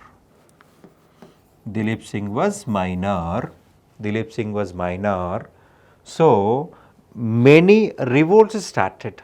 To protect the borders, British started the war. To protect the borders, they want to rule they want to rule Punjab. So Lord Hardinge won, started the war. In this war, Lord Hardinge won, defeated Dilip Singh. This war was ended with the Treaty of Lahore.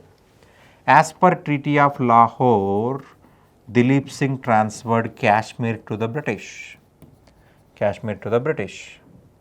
This Kashmir was a hilly area, not useful for the British. So they sold Kashmir to Gulab Singh. For 75 lakhs. They sold Kashmir to Gulab Singh for 75 lakhs. So Gulab Singh became the king of Kashmir. right? Within 2-3 years, Lord Dalhousie wants to capture. Punjab is located between five rivers: Sindh, Jhelum, Chenab, Ravi, Sutlej. So that area was completely fertile area. So to get as much of as taxes, Dalhousie started the war. That is the Second Anglo-Sikh War in 1848-49.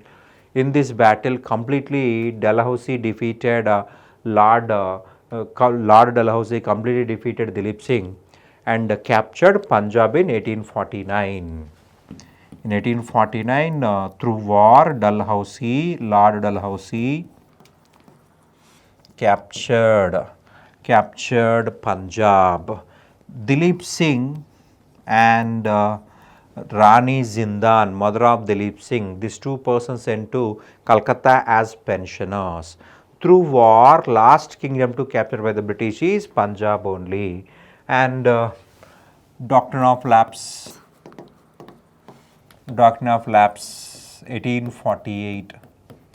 If any local king had no natural successor, the dynasty will be captured by the British. If any local king had no natural successor, the dynasty will be captured by the British. Right? This policy was introduced by Lord Dalhousie. Lord Dalhousie. This policy was introduced by Lord Dalhousie. In 1848, he captured Satara. Satara King Appa Saheb died without male child. So, in 1848 itself, he captured Satara. Jaitpur is in Himachal Pradesh, captured in 1849. Sambalpur, Orissa, captured in 1849. Bhagat, 1850. Bhagat captured in 1850. And Udaipur, captured in 1852. Jhansi, 1854. Nagpur, 1854. Right. Under this Doctrine of Lapse, this was the largest areas which captured by the British. Right. First area to capture by British under Doctrine of Lapse is Satara, 1848. And in entire India, last area to capture by the British is Awadh.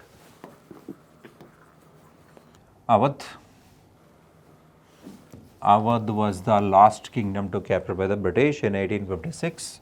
After 1856, there is no annexations. That was the last in entire India. Right.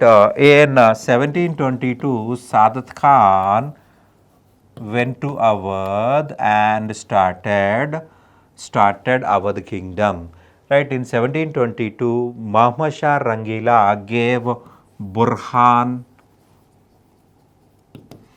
ul Mulk title to Sadat Khan. Right. British in 17 they maintained good relations. Shuja'ud-Dawla supported Mir Qasim. So Shuja'ud-Dawla lost the battle. In the Battle of Buxar, British defeated not only Mir Qasim but also Shah Alam to Shuja'ud-Dawla. Shuja'ud-Dawla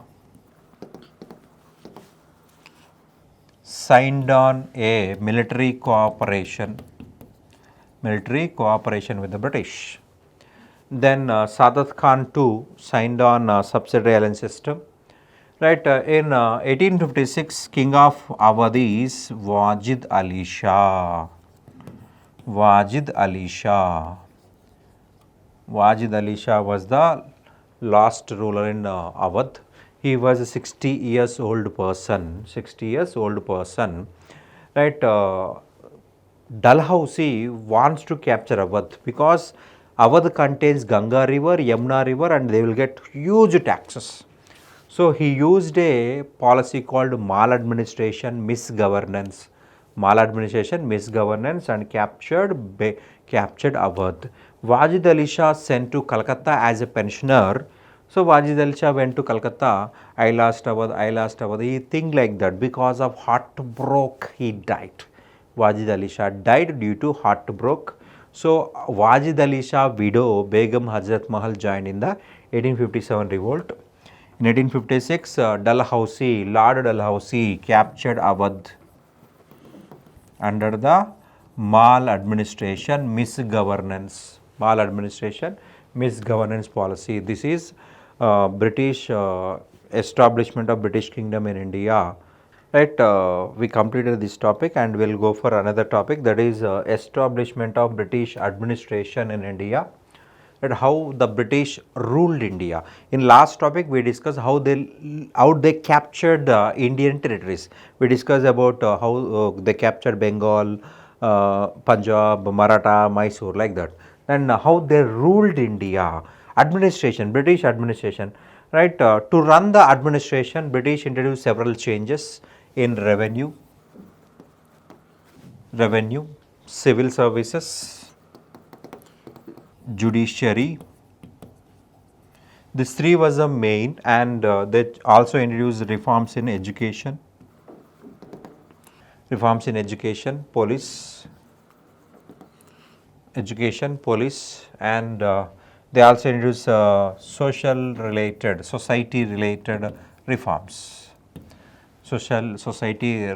reforms. So one by one we'll discuss. First we'll start with revenue administration. Revenue, to collect the money, to collect the taxes, they introduced three types of systems. Jamindari system, also called as permanent settlement system, Mahalwari system, Rayatwari system. First we'll start with Jamindari system. Jamindari system. Jameen means land. Dar means owner. Generally, kings were the owner of the land. Sher Shah gave ownership rights to farmers. Here, middlemen became the owner of the land.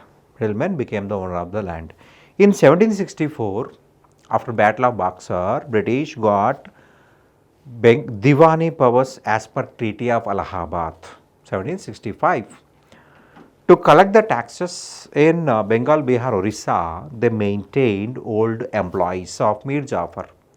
Not satisfactory. Then they left that place. Then they removed that officers and appointed British officials. Not improved. They behave like Nawabs. Finally, Warren Hastings wants to introduce the reforms. Warren Hastings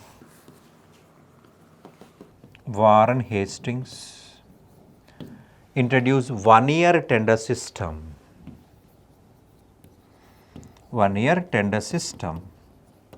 Every year to collect the tax, they will give tenders. Right? If anybody got tender, he will collect the tax. So, the system was implemented. 1 year here, continuously persons were changed. So, there is a lot of confusion. Who is Jamindar? Who is collecting the tax? Who is paying the tax? Is a very confusion. So, this policy was discarded. 1 year policy was stopped. 1 year tender system was stopped. Discontinued. So, Lord Cornwallis introduced 10-year system. In 1790. It means up to 10 years, Jamindar was same. Once a person got Jamindari rights, up to 10 years, he cannot change. He will collect the tax and deposit the British. In 1793, Lord Cornwallis introduced Permanent Settlement Act. Position of Jamindar became permanent. Under this system, Jamindar position became permanent. Permanent means up to paying the taxes to the British. Right,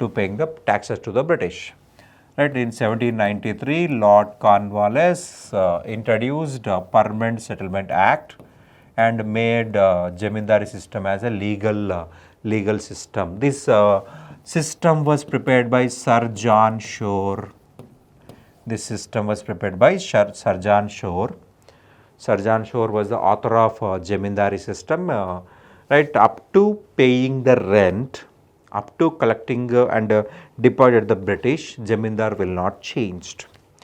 And 19% agriculture land was under Jamindari system. 19% of agriculture land was under Jamindari system.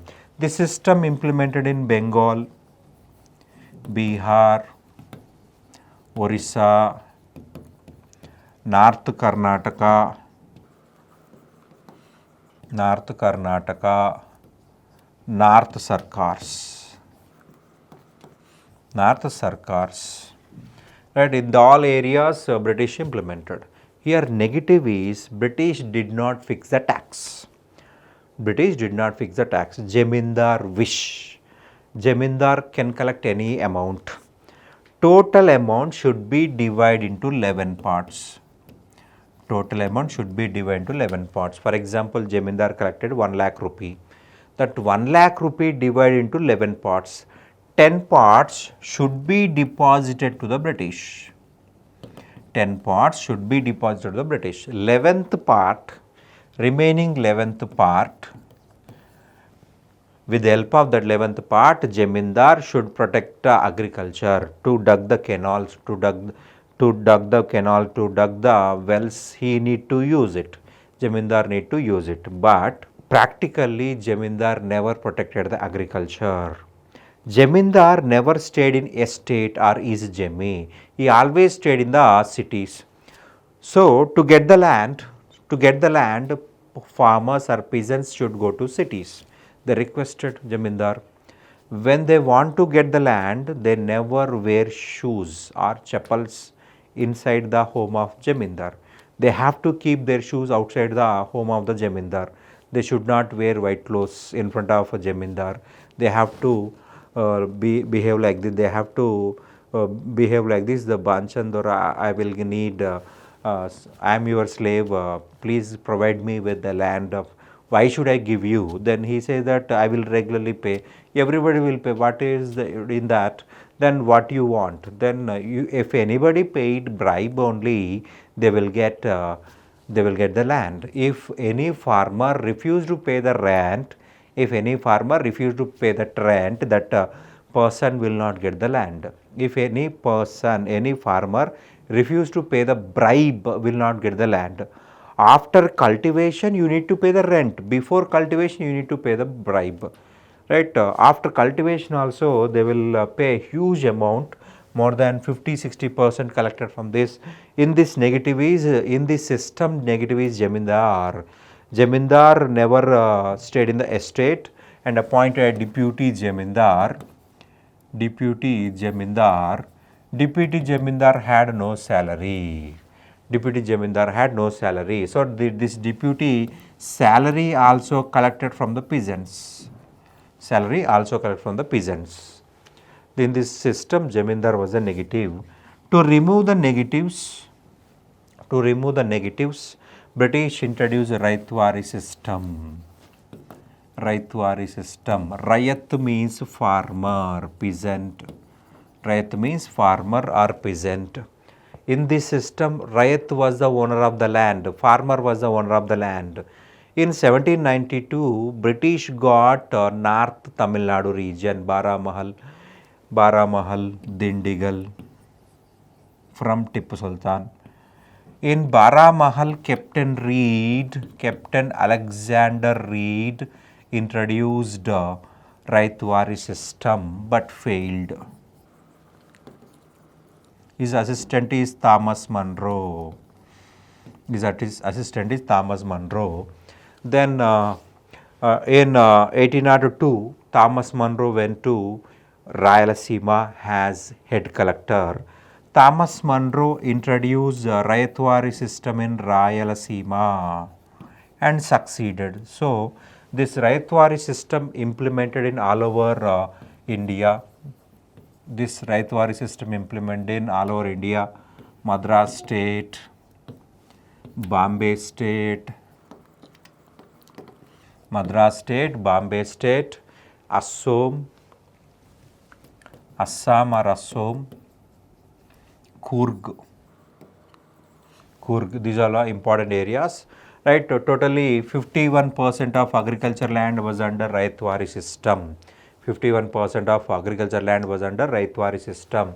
Madras state nothing but complete Tamil Nadu, Malabar region, Rayalaseema, South Sarkars, not North Sarkars, South Sarkars. Bombay state means complete West Maharashtra, some parts of Karnataka and Gujarat, some parts of Rajasthan, some parts of Madhya Pradesh, at Assam, Coorg in Karnataka, at 51% of the land was under the system. Authors of Raitwari system means Captain Alexander Reed and Thomas Munro, right? Here problem is every year farmer should pay the rent because they were the owner of the lands. Ownership rights transferred to the farmers. Farmer had ownership rights, so they will develop agriculture land. For example, there is a river nearby the agriculture land, so they will dug the canals and diverted river water to agriculture fields. Or there is no river, there is a tank. From tank they will get the water to agriculture land. Or if there is a place, so they construct a well that they can they can use, they can serve, they can mortgage, they can sell, right? Whatever they can sell, they can mortgage, they can gift, right? Farmer had complete rights over the Raitwari land, so they collected more than 60%. Every year farmer should pay the rent, otherwise British capture the land. British capture the land. So they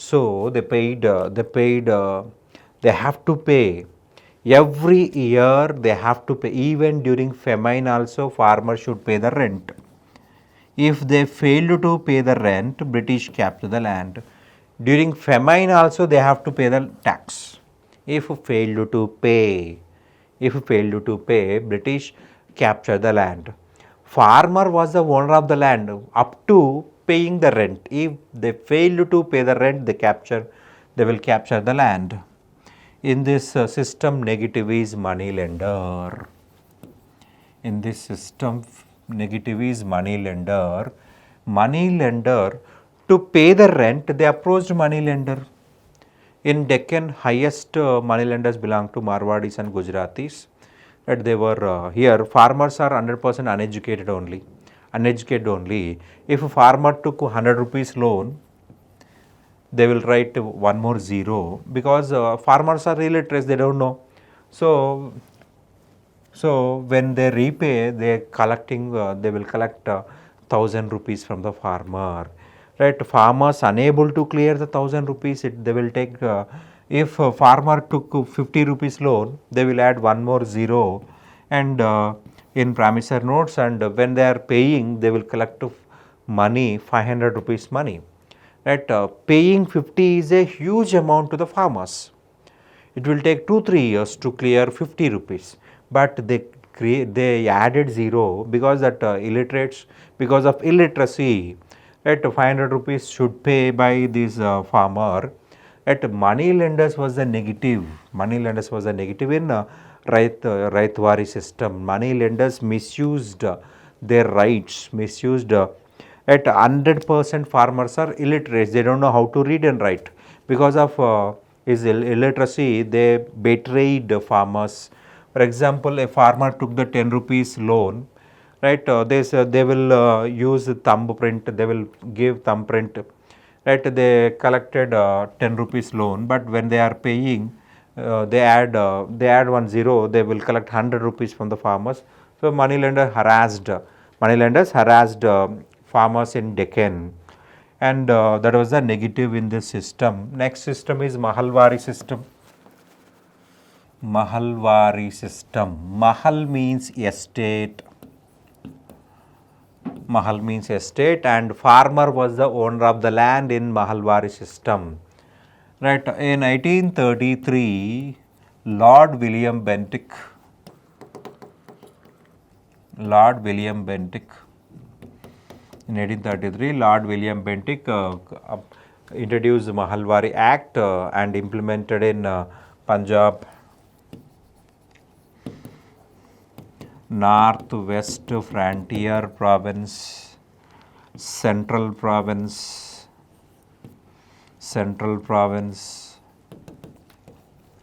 Punjab, Northwest Frontier Province, Central Province, Agra, Ganga Valley. In these areas, this Mahalwari system was implemented, and around 30% land was under Mahalwari system. 30% land was under Mahalwari system. Here, tax collected from total village, total estate. Village elders or village officials collect the tax from the total village. For example, there is 100 farmers. So, British demanded for 1 lakh rupee. So, 1 lakh by 100. 1 lakh by 100 means each farmer should pay 1000 rupees. Is this fair? No. Some farmers had 1 acre, some farmers had 2 acres, some farmers had 100 acres. 100 acres farmer pay 1000 rupees. 1 acre farmer also paid 1000 rupees. This is unfair. That is called as collective responsibility. Right? Collective responsibility was the main feature of Mahalwari system. Right here, for example, British demanded for 1 lakh rupee.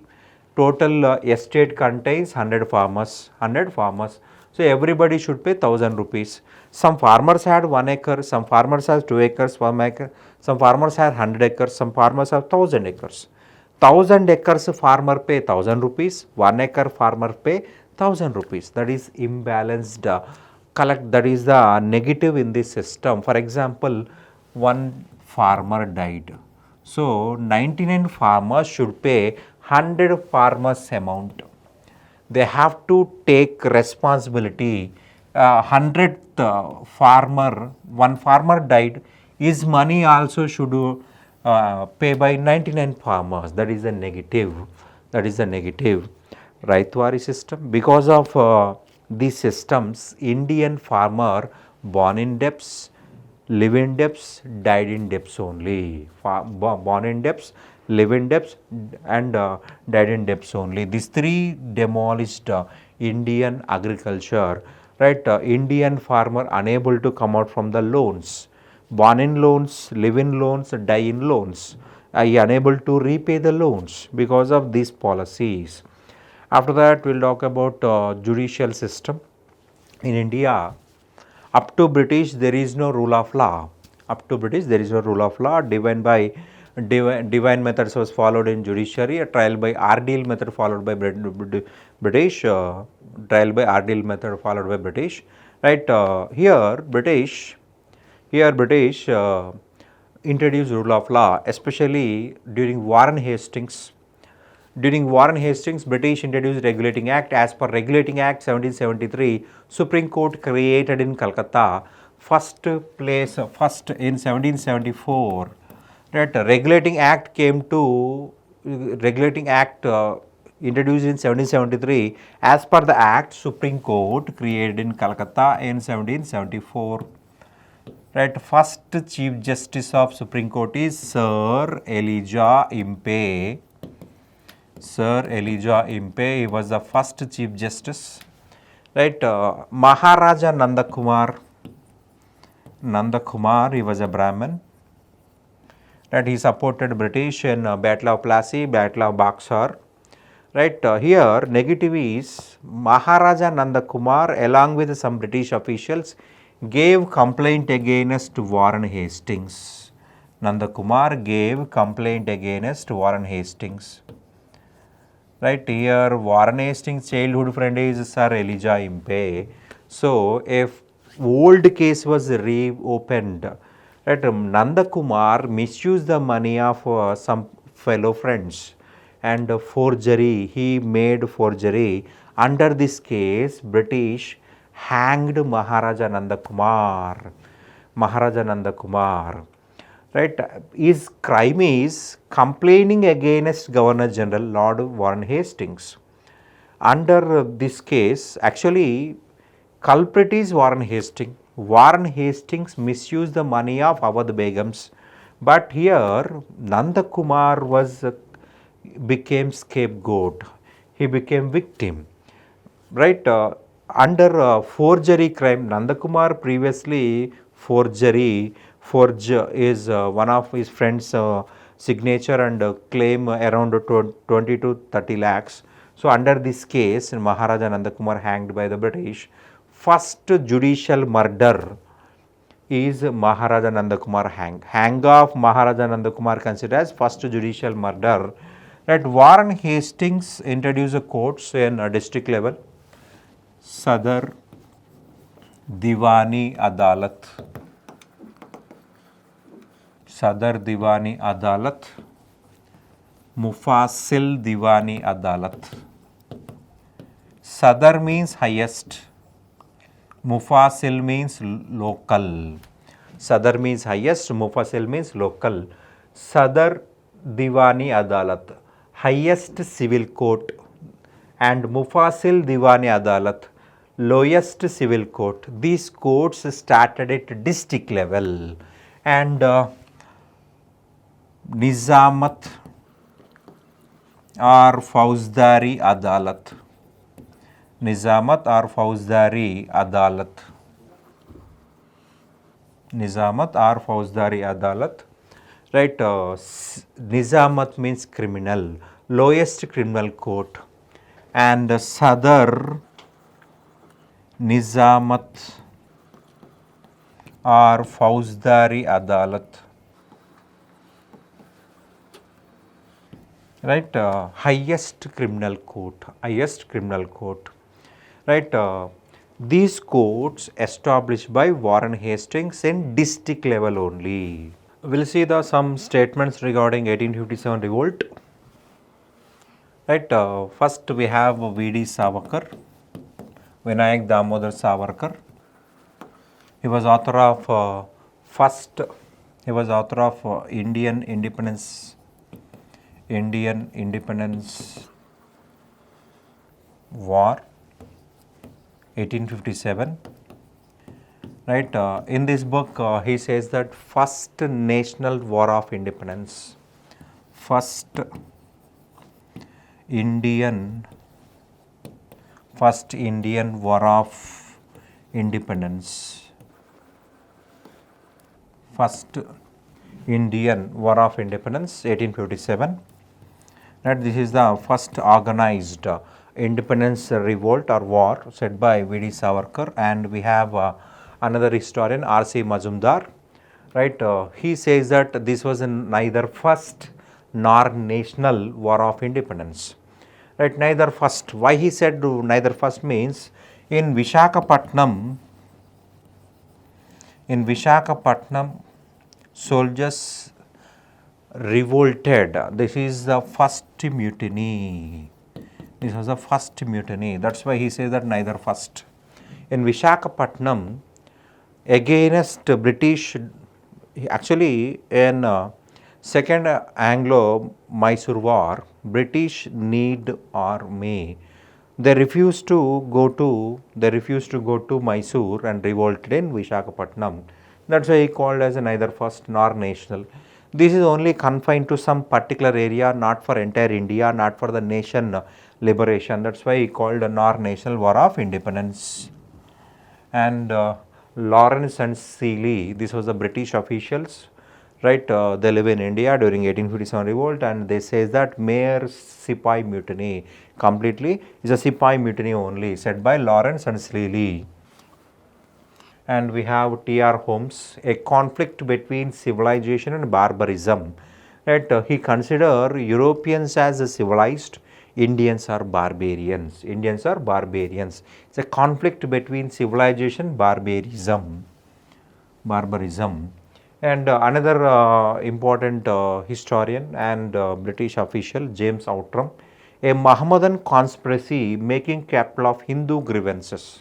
This statement given by James Outram, for the sake of Hindus, Muslims started this conspiracy to protect Hindu people. Muslims started this conspiracy. This statement given by James Outram.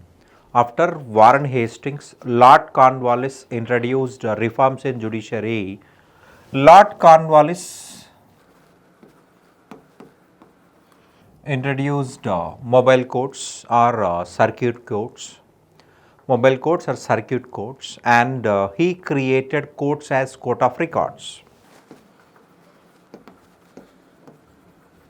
Lord Cornwallis created courts as court of records, and he started publication of cases, annual publication of cases. For example, 2023, right, January 1st to December 31st, total cases published, total cases and total judgments A to Z published as a books. Nowadays, if you go to any lawyer's home, backside the lawyer chair, there is lot of books that is not related to law books, that is related to cases and judgments. That publication started by Lord Cornwallis. Still that process was continued. Every year government law department continuously publishing, right, cases, judgments A to Z. Always cases will be continuously change, right. So civil cases continue and criminal cases continue, right, like that. So it will help you. Justice delayed is justice denied. This is a famous statement. Justice delayed is justice denied. To save timing, to save the judgment, to save the timing, he started recording the cases. So it will take less time. Based on previous cases, we can give future cases judgment. So it will take less time. So justice delayed is justice denied. That is apply when we started publication of books. So he started publication of books, and after that Lord William Bentinck, he introduced reforms in judiciary. For the first time he introduced, he appointed for law member to his Governor General Council, that is first law advisor is Thomas Macaulay. Based on Thomas Macaulay advices, based on recommendations of Thomas Macaulay, 3 law books was composed. That is criminal, that is Civil Procedure Code 1859. Civil cases deals with Civil Procedure Code. Indian Penal Code 1860, and Criminal Procedure Code 1861. Right, British introduced these 3 acts. Based on these acts, in India cases will be dealt. Civil cases deal from based on Civil Procedure Code, and criminal cases deal from Criminal Procedure Code. They use this book to give punishments. And Indian Penal Code, right, as per Indian government, as per Indian High Courts Act 1862, 3 high courts created in India: Calcutta High Court, Bombay High Court, and Madras High Court. 3 high courts created in India, right, Calcutta High Court, Bombay High Court, and Madras High Court created in 1862. They composed law books in a great manner, but implementation failure. Implementation is major issue, right. When giving punishment to Indians, they showed discrimination. They gave severe punishments. When they are giving punishments to Europeans, they gave less punishments. To remove racial discrimination, Lord Ripon introduced Ilbert Bill. Ilbert was the law advisor in the Governor General Council of Ripon. So he prepared a bill called Ilbert Bill. As per Ilbert Bill, Indian judges can also prosecute Europeans, culprits, European thieves, whatever. Right, Europeans created a lot of pressure on government to discard the bill, to stop the bill, but Ripon refused to stop the bill. Finally, Lord Ripon resigned to job and left. So this was a failure. Indian judges unable to prosecute European culprits. Then we'll discuss about civil services. Right, in civil services, generally we call it civil service means a collector, IAS, IPS like that.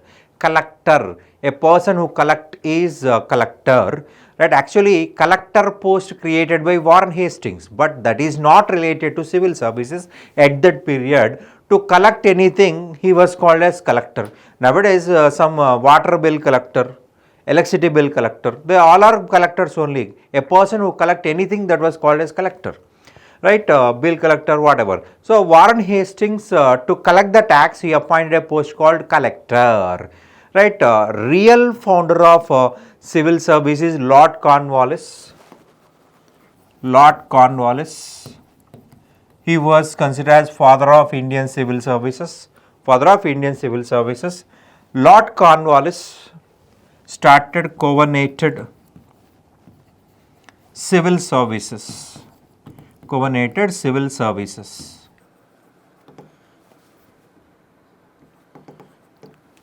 Lord Cornwallis started covenanted civil services. Covenanted means agreement. For example, this person who elected under covenanted civil services, right, he is having 5 years agreement. It means up to 5 years his job will not be removed. If, for example, covenanted civil servant had a 10 years agreement, up to 10 years he will not remove from the job. That covenanted means agreement. Agreement with whom? East India Company. East India Company. And also created non-covenanted civil services. Non-covenanted civil services means no agreement. During heavy work burden, they will recruit. During no work, they will remove from the job. Nothing but temporary jobs. Temporary jobs. Covenanted is a permanent job, and non-covenanted is temporary jobs, right? Lord Cornwallis created covenanted civil services, so he was called as father of Indian civil services.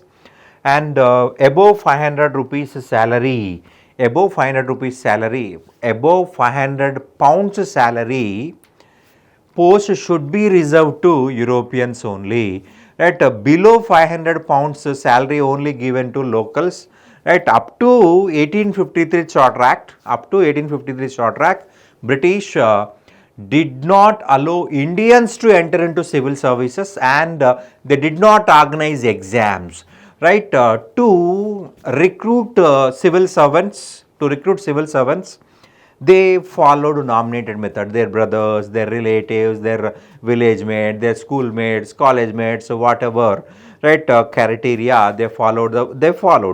They appointed only Europeans. They appoint only their England people. They not even single Indian appointed up to 1853. They did not appointed, right? They used nominated method. There is no exam pattern. Up to 1853 Charter Act, there is no exam pattern. In 1833 Charter Act, British government said that Indians should be appointed in civil services, but this is not implemented. Not implemented. In 1853 Charter Act, for the first time, open competitive exams introduced. For the first time, open competitive exams introduced. So, open competition means anyone can write, anyone can appear, anyone can write. Right? In 1861, covenanted civil services renamed as Indian Civil Services. They introduced Indian Civil Service Act. Indian Civil Service Act, and they renamed covenanted civil service as Indian Civil Services, ICS. Right, first ICS officer is Satyendranath Tagore. He was elected to ICS in 1863. Satyendranath Tagore. Satyendranath Tagore selected as ICS officer, first ICS officer from India, right? Up to 1853, there is no examination. In 1853, for the first time, they organized exams, right? So Indians are appearing, so they want to prevent Indians to write exams, so they followed backdoor methods. Examination organized in London only. Examination organized in London only, not organized in India. That was one criteria. People very poor background, they unable to cross the ocean. right? If anybody, according to Dharma Shastras, if anyone cross ocean, they lose the caste. So many Indians refuse to go to London, and examination organized in London only, right? They followed every applicant should pass Greek and Latin literature, Greek and Latin literature, and and right, upper age limit was reduced. Upper age limit was reduced in 1859. It was 23 years. It was 23 years. Right, in 1860 it was reduced to 22 years. In 1866 it was reduced to 22 years. After crossing this year, you are unable to write, you are unable to appear the civil services. In 1878, Lord Lytton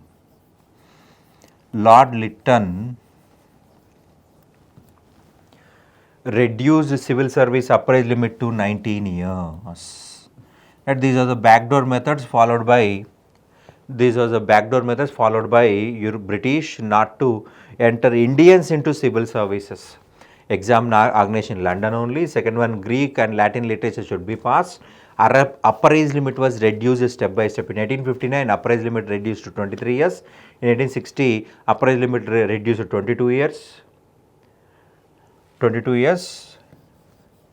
And in 1866, they reduced upper age limit to 21 years. And 21 years. In 1878, Lord Lytton reduced civil services upper age limit to 19 years only. 19 years, right? 23 years, 22 years, 21 years, right? 21 years, right? And Lord Lytton reduced to 19 years. 19 years, right? After formation of Congress Party created pressure on Lord Doctrine.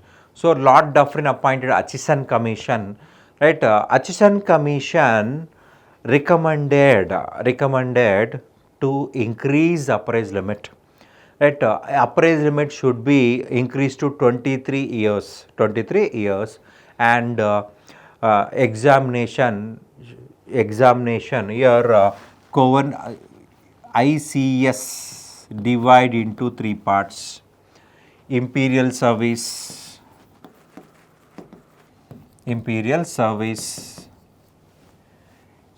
provincial service, and subordinate service.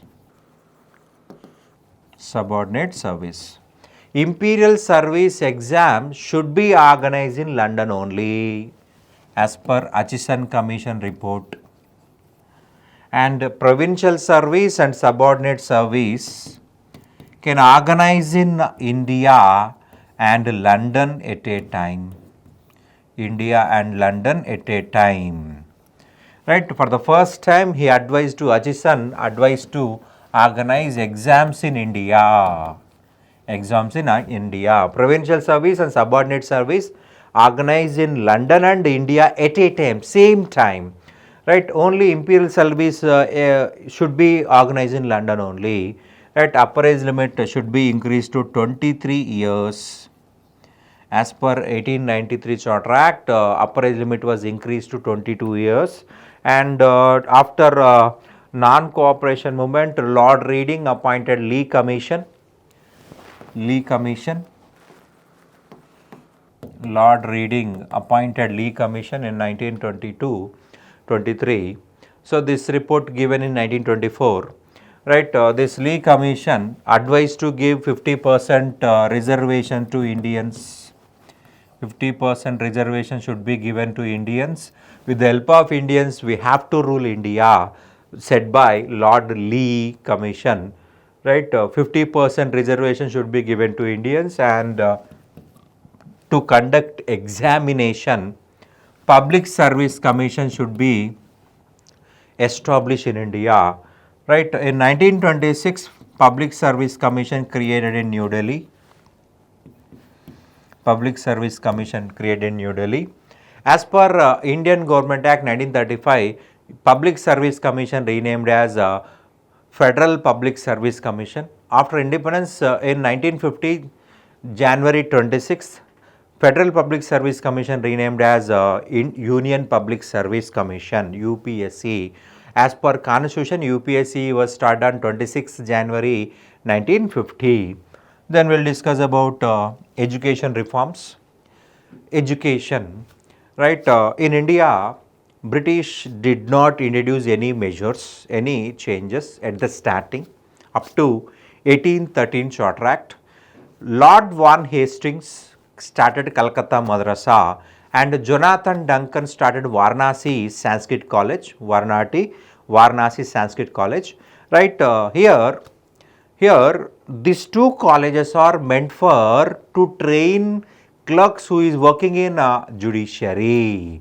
Calcutta Madrasa started by Warren Hastings and Jonathan Duncan started Sanskrit College in Varanasi. This is two meant for to train the employees who going to working in judiciary system.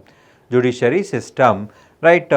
In 1813 Charter Act, for the first time, British government allocated 1 lakh rupees to promote education.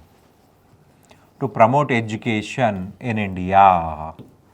Right, in 1813 Charter Act, for the first time 1 lakh rupee was allocated to promote education in India, but this 1 lakh did not use up to 1835 because a controversy started between two groups, that is Anglicist group and Oriental group. Orient means east. Anglicist group demanded for the Western education,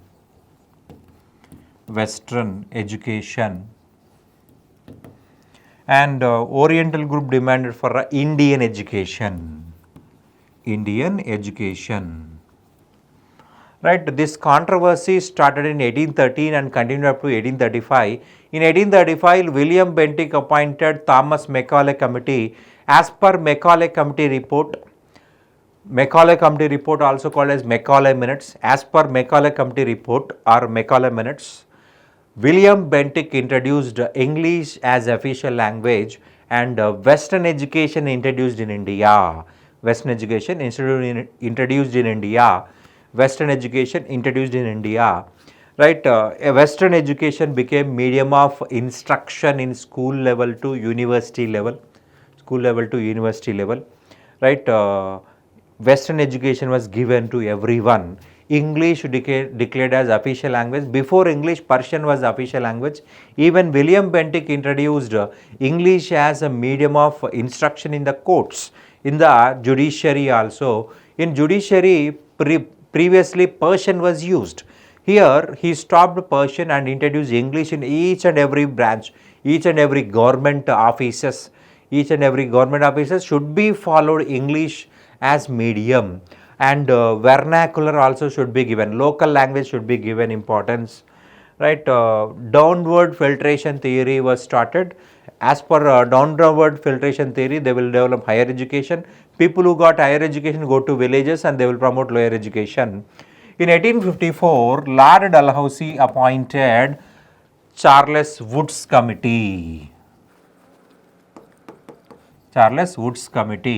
As per Wood's report, Dalhousie introduced some changes.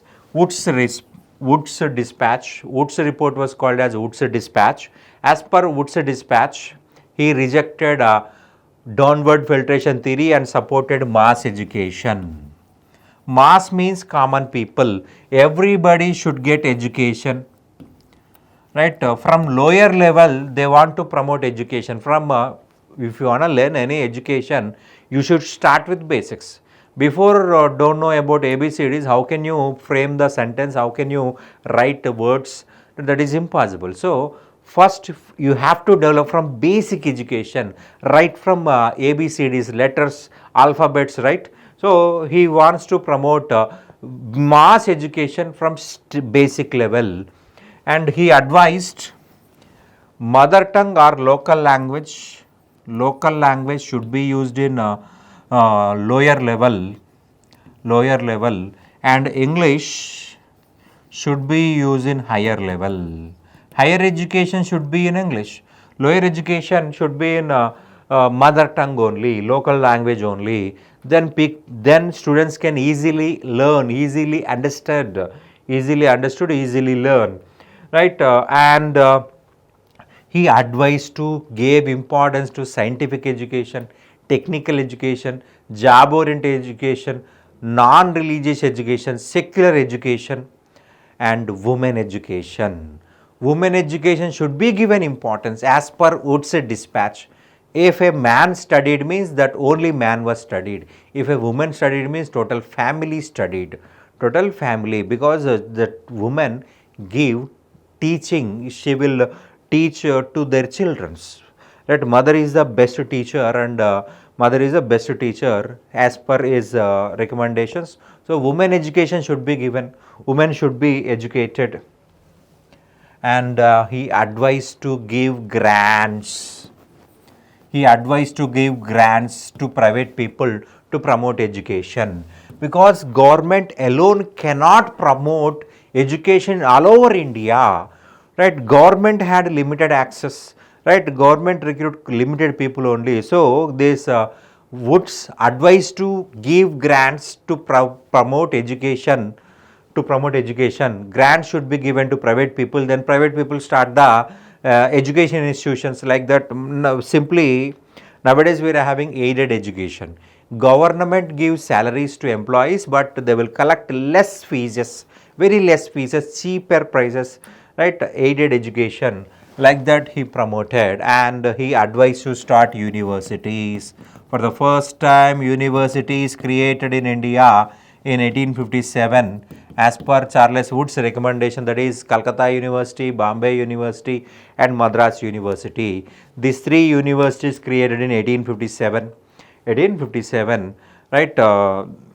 This Charles Wood's dispatch considered as Magna Carta of Indian education. Magna Carta of Indian education.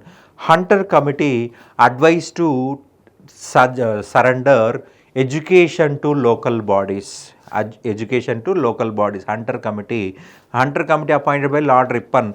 Lord Ripon considered as father of local bodies, right? This Hunter Committee suggested to transfer education to local bodies. Then we'll discuss about police system.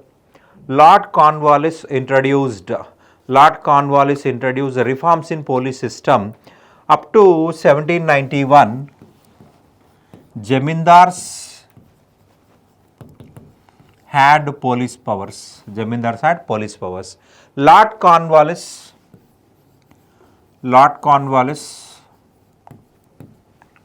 separated.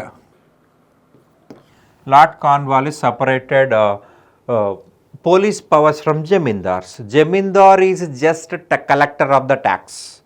He had no police powers, right? A regular police army created by Lord Cornwallis.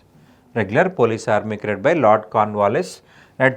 These police powers removed from the Jamindars, because Jamindars misused their powers, and they encouraged dacoits. Right? Dacoits loot something, that amount was divided between dacoit and Jamindar.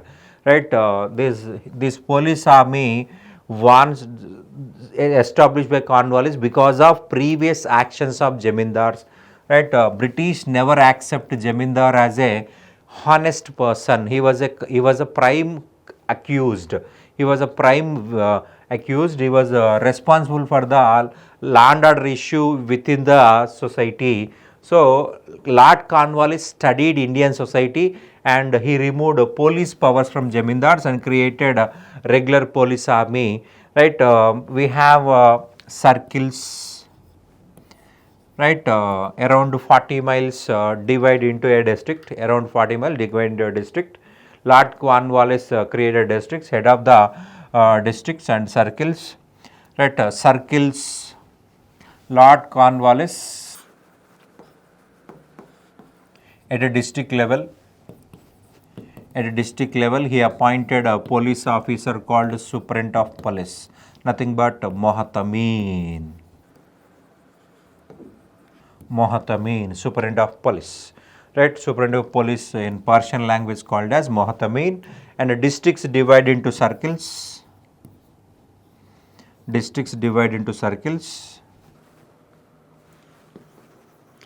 right? Head of the circle is Daroga. We can call it as a sub CI, right? Thane police station. Thane police station. Head of the police station is Amin, and some areas police stations also called as Chowkis.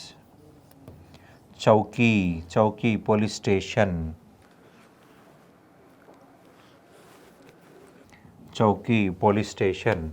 Right, police reforms introduced by Lord Cornwallis, and William Bentinck abolished SP post, and SP powers transferred to district collector. District collector was a magistrate of the district, right? Even head of the police department also, right? As per Indian Police Act, separate DIG was created. Deputy Inspector General and Inspector General created in 1861, right? DIG, Inspector General, Deputy Inspector General, Inspector General, IG, DIG created in 1861. In 1902, Sir Andrew Fraser Committee appointed by Lord Curzon. As per recommendations of Andrew Fraser Committee in 1902, in state level or provincial level, CID was created, Criminal Investigation Department, and central level, Central Investigation Bureau was created. After independence only, CIB became CBI. Before independence, that was CIB in central level. CID in the provincial level or state level, that created by Lord Curzon with the recommendations of Sir Andrew Fraser Committee, and the father of Indian Army called as Major Stringer Lawrence. Considered as a father of Indian Army, right? After that, British tried to introduce the reforms in society also. Indians who studied Western education influenced, and they want to brought several changes. Into Indian society. Because of our Indian reformers, British officials and Governor Generals brought several reforms. In that, most important is 1802 Infanticide Abolition Act. If a girl child was born, they killed. That is called infanticide. Lord Wellesley introduced an act to abolish killing girl child. Infanticide Abolition Act was introduced by Lord Wellesley. In 1829, Lord William Bentinck introduced a Sati Abolition Act. Sati means after death of husband, widow enter into funeral pyre. Right, that system was inhuman system. Is a evil practices. So this against this evil practices, William Bentinck introduced Sati Abolition Act. In 1833, British Parliament imposed ban on slavery for entire colonies of East India Company. Slavery Abolition Act was introduced by Britain Parliament. Slavery Abolition Act introduced by Britain Parliament for entire colonies of the East India Company, right? Not only India but also the world colonies of East India Company. In 1843, this was strictly implemented by Lord Hardinge I, right? Slavery Abolition Act strictly implemented by Lord Hardinge I in 1843, and 1843 only Lord Hardinge introduced Human Sacrifice Abolition Act. Human Sacrifice Abolition Act. Human Sacrifice Abolition Act introduced by Lord Hardinge I. And William Bentinck introduced several acts like Lexi Locks Act 1850, Lexi Lock Act. As per this act, if you convert into any other religion, you will not lose your parents' property, your grandfather property or your father property. You will get your own property. That is not a problem. 1850 Untouchability Removal Act. Untouchability Removal Act, or Untouchability Removal Act, or Caste Disability Removal Act. In 1856, Dalhousie introduced Widow Remarriage Act. Widow Remarriages Act. Remarriages Act. Right, these are important acts introduced by the British during British before 1857 revolt. Before 1857 revolt, these are the changes brought by. And next we'll talk about economic impact, economic policy. From 1600 to 1750, they follow putting out system. It means they gave advances to the artisans and they manufacture fine goods and exported to Europe, exported to England or Britain. Britain was the first country to succeed in industrialization. In that, most successful industry was textile industry. Most successful industry was textile industry. Textile industry need cotton. Textile industry need cotton and indigo. To color the clothes, to tie and dye the clothes, they need colors. So, with the help of indigo, you can manufacture indigo color, blue color. So, they created pressure on Indians to cultivate cotton, indigo instead of food crops, instead of rice, wheat. They created pressure on farmers to cultivate indigo and cotton only, right? Indigo is a color, cotton, right. In industrialization, most successful industry is the textile industry. In that, cotton, indigo was the most important raw materials. Industrialization boon to England, ban to India. Boon to England, ban to India, because they got huge benefits, right. Indians in India, highest land controlled by the British, highest zamindars belong to British only. For example, a peasant or farmer met zamindar to get the land. First, he will impose a restriction. If you cultivate indigo, I will give the land. If you cultivate cotton, I will give the land. There is no alternation. So, to cultivate the land, they need land. So, they accepted, farmers accepted, they need to get the land. That is why they requested Jamindar to give land. After taking the land, they cultivated cotton. Because of British Jamindars, because of British planters, because of British planters' pressure, they cultivated cotton, they cultivated indigo, they cultivated cotton, they cultivated indigo, and they unable to come out from the depths. Right, in advance, British planters gave advances. After cultivation of the cotton or indigo, they have to sold to Jamindar who gave advances. Jamindar who gave advances, and when they are selling their product, they will get looted by Jamindars, right? In the name of the advances, in the name of land rent, etc., they looted. So famines started in India. Famines started in India after 1813 Charter Act. India was completely de-industrialized. Cities collapsed, villages developed. Cities collapsed, villages developed.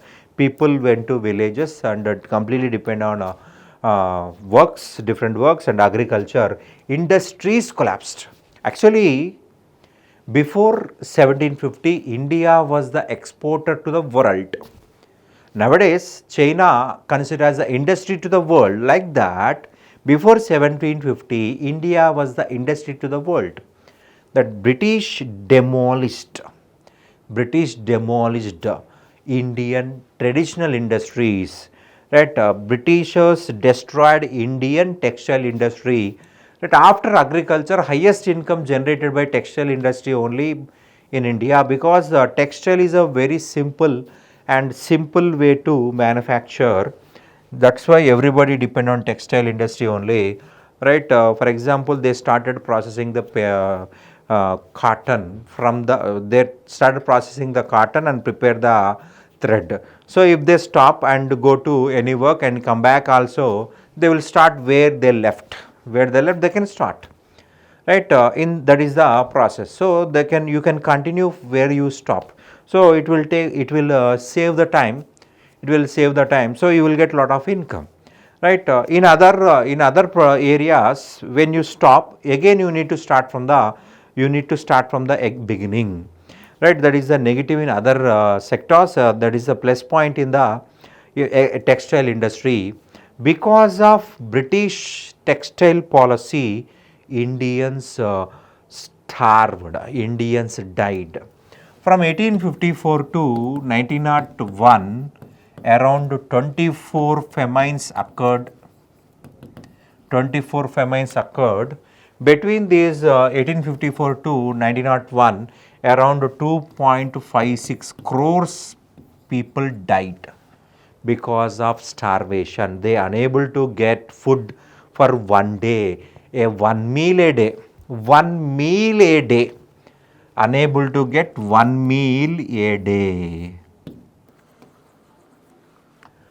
Right, in 24 famines, 2.56 crore population died due to hunger, due to starvation. They unable to get a meal per day. Right, lakhs of people died on the streets only. Vultures ate these humans.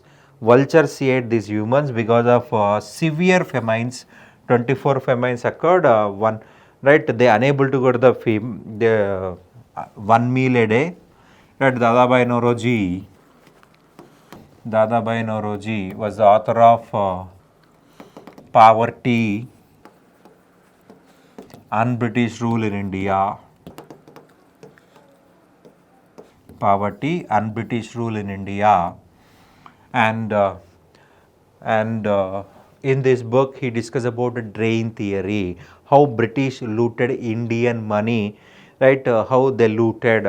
Drain theory explained how they plundered, Indian economy, how they plundered Indian money, right? Food to Europe. And M.G. Ranade, Essays on Indian Economy.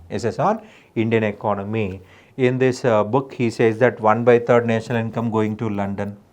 1/3 national income going to London. 1/3 national income going to London, said by M.J. Ranade, Mahagovinda Ranade, and R.C. Dutt, Ramesh Chandra Dutt. He compared British plundered with Nadir Shah plunder. Right? He was author of The Economic History of India. The Economic History of India. The Economic History of India. In this book, he compared he compared British plunder with Nadir Shah plunder. Nadir Shah attacked on India in 1739 and defeated Muhammad Shah Rangila. From Muhammad Shah Rangila, he captured 70 crores, Peacock Throne, and Kohinoor Diamond. 70 crores, Peacock Throne, and Kohinoor Diamond. And British, right? We don't know how much amount they looted. Right? Everybody criticized Nadir Shah instead of British, because Nadir Shah looted rich, British looted poor. So we criticize Nadir Shah instead of British. British looted poor people, Nadir Shah looted rich people, British looted poor people.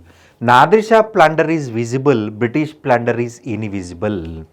right? For example, British looted equivalent to Pacific Ocean, in that Nadir Shah is just one drop, right? British looted is equal to Pacific Ocean. Nadir Shah looted just one drop of Pacific Ocean, but everybody criticized Nadir Shah instead of British, because British looted poor, Nadir Shah looted rich, right? Our society is a rich, pro-rich society, anti-poor society. We never concern about poor people. We always concern about rich people.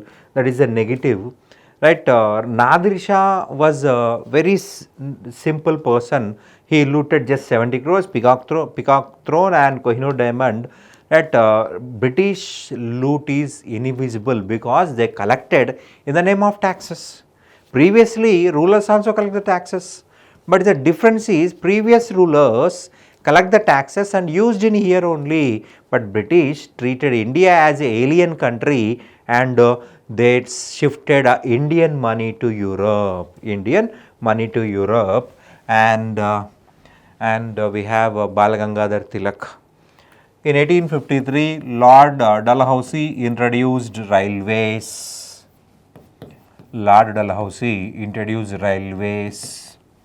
Railways to construct railways. They used Indian money. First railway line started in 1853 between Bombay to Thane, right? So almost all India, British expanded a construction of railways, Bombay to Delhi, Delhi to Calcutta to Madras to Bombay, like that many areas they constructed railways, right? Bala Gangadhar Tilak criticized this construction of railways, decorating our jewels to others' wife, our jewels to others' wife, right? There is a criticism by Bala Gangadhar Tilak about railways. Right, in India, British promoted so many reforms, but there is no proper pro-Indian activities. That the people affected with severe famines, around 2.56 crore population died due to 24 famines. 1857 revolt. Right, during British period, one of the greatest revolt was 1857 revolt. Right, we have so many arguments about revolt of 1857. Some people call it as a mutiny, some people call it as a revolt. Here the difference between mutiny and revolt.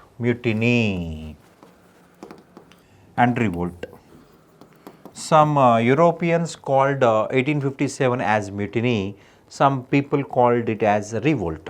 What is the difference between revolt and mutiny? Mutiny is simple. Lower officers or soldiers revolt against higher officers related to government process. Lower soldiers revolt against higher officers called as mutiny.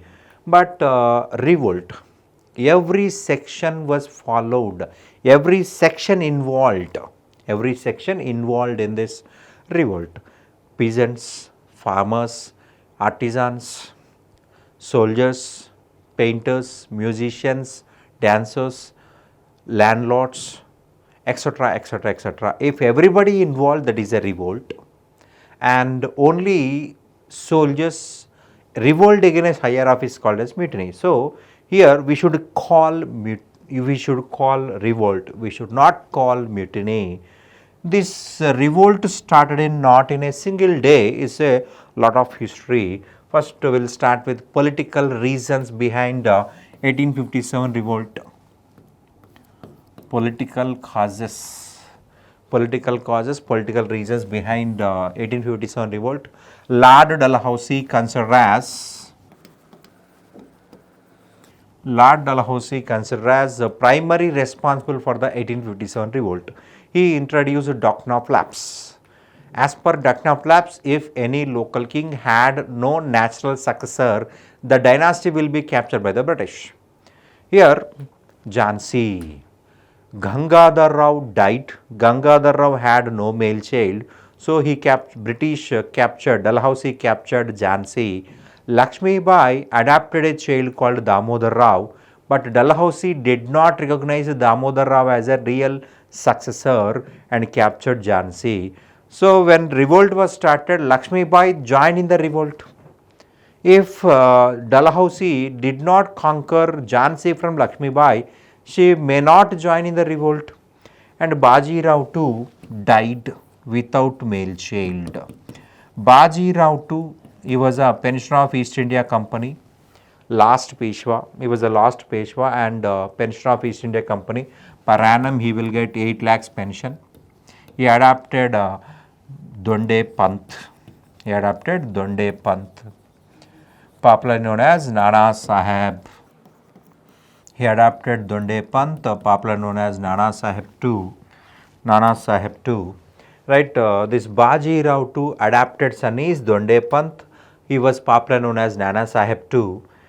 Dalhousie refused to recognize Nana Sahib too as a real successor, real son. So he stopped paying pension to Nana Sahib too. When revolt was started, Nana Sahib too joined in the revolt. If Dalhousie gave pension to Nana Sahib, he may not join in the 1857 revolt. So everybody considered Lord Dalhousie was the primary responsible for the 1857 revolt. But in 1856 itself, he left India. He left India. In 1856 itself, Dalhousie left India. So revolt started in 1857. After Dalhousie, revolt was started. Right, Jhansi Lakshmi Bai, to get Jhansi, she joined in the revolt. To get pension, Nana Sahib to join in the revolt. And Bahadur Shah too, he lived in Red Fort. He only confined to Red Fort. He is having no land. He is having no land. Right, Nana Sahib too wants to get pension, so he revolted, and Bahadur Shah got pension from the British East India Company. Dalhousie recognized Bahadur Shah too as last Mughal emperor. From Bahadur Shah too, he captured Red Fort, and Bahadur Shah too family sent to Qutub Minar area. Right, British captured Red Fort. British captured Red Fort. Bahadur Shah too sent to Bahadur Shah too sent to Qutub Minar area, his family. So followers of Bahadur Shah shifted to followers of Bahadur Shah revolted and joined in 1857 revolt.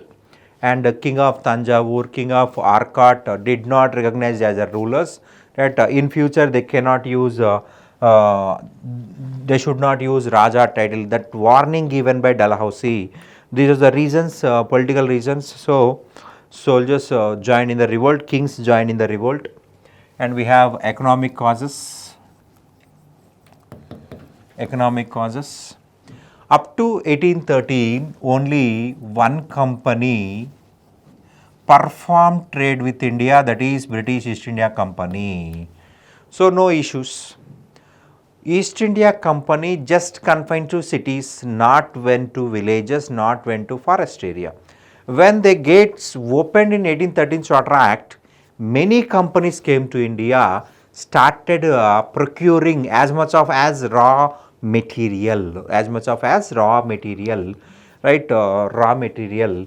So destruction of Indian industry started from 1813 Charter Act. Here East India Company only confined to cities. When the gates opened, thousands of companies came. So competition increased, prices increased. So they went to each and every corner of India. They went to villages, they went to cities, they went to even forest area where raw material was available. Indians unable to get the raw material. So industries collapsed after 1813 Charter Act, and introduction of railways also responsible. Introduction of railways also responsible for the decline of industries. Before introduction of railways, Indians get raw material. For example, cotton cultivated in Bhopal. Cotton cultivated in Bhopal. From Bhopal, they need to export cotton through bullock cart to Bombay. Right, medium of transportation is bullock cart before introduction of railways. Early morning, that bullock cart man will pack the all cotton bags, and he will cook the food, he will eat, he will give grass to cattle, and he'll start. Up to afternoon he will walk, right. At the mid afternoon, right, he will uh, take aside the bullock cart, and he will eat, and he will give grass to cattle, and he will take some 1 hour 2 hours rest, then he will start, and up to evening he will walk, and by night time he will stay in a night time, he stay in a place, right. Again early morning he will start walk, and he will eat food lunch, like that. From Bhopal to Bombay it will take minimum 1 month time, because nowadays we are having high speed transportation, but at that period there is no high trees. By walk only they need to go, right. This bullock cart can carry cotton, but cannot run fastly, and when railways introduced, this 1 month time reduced to 3 to 1 week, 3 days to 1 week. This 1 month time reduced to 3 days to 1 week time, right. Train need no rest, train need just coal only, right. They will no need to take rest. So within 3 days to 1 week they shifted 1 month material. So Indians unable to get the raw material. That before railways, some Indians got some in raw material. Railways also destroyed traditional industries. That every king is lavish person only. Kings maintained painters, musicians, dancers. So these all people got employment. Painters got employment, musicians got employment, poets, dancers, other artisans got employment. King today wear a cloth, in lifetime never wear clothes. So manufacturer of clothes always get employment, and ornaments. Today he will wear one ornament, in lifetime he will never wear ornament. So ornament makers will get the jobs, shoemakers, right. Regularly king change the shoes, chappals. So that person who prepare cobblers will get employment. Here problem is British abolished 500 kingdoms. In 500 kingdoms, shoemakers, ornament makers, painters, dancers, painters, right, cloth makers, ornament makers, everybody lost employment, and every kingdom maintained army, small or big. When British captured these 500 kingdoms, they abolished 500 kingdom armies. So soldiers became unemployees. Soldiers don't know any work. They are not unable to involve. Soldiers not aware of any work. So these soldiers became unemployed. 500 kingdoms army was abolished by the British. 500 kingdoms army was abolished by the British. So the soldiers became unemployed. To get their own job, the soldiers joined in the 1857 revolt. If Indian rulers got kingdom, they will get their own job. So they joined in the revolt. Poets, dancers, musicians, painters, that is all people joined in the revolt to get back their work. If Indians got succeeded in 1857 revolt, they get their own jobs, right. They join in the revolt. And society and religious matters, socio-religious conditions, right. The British introduced several acts. That acts may damage religious fundamentalism, right. Lexi Locke Act 1850. If anyone who convert into Christianity or any other religion, they may not lose parents' property, right. It encourage religious conversions. According to some law books, if anybody convert into other religion, they lose parental properties, father, grandfather properties, but this act allowed people who convert into another religion can inherit the property, so it will encourage conversions. So to protect the religion, Hindus and Muslims joined in the revolt.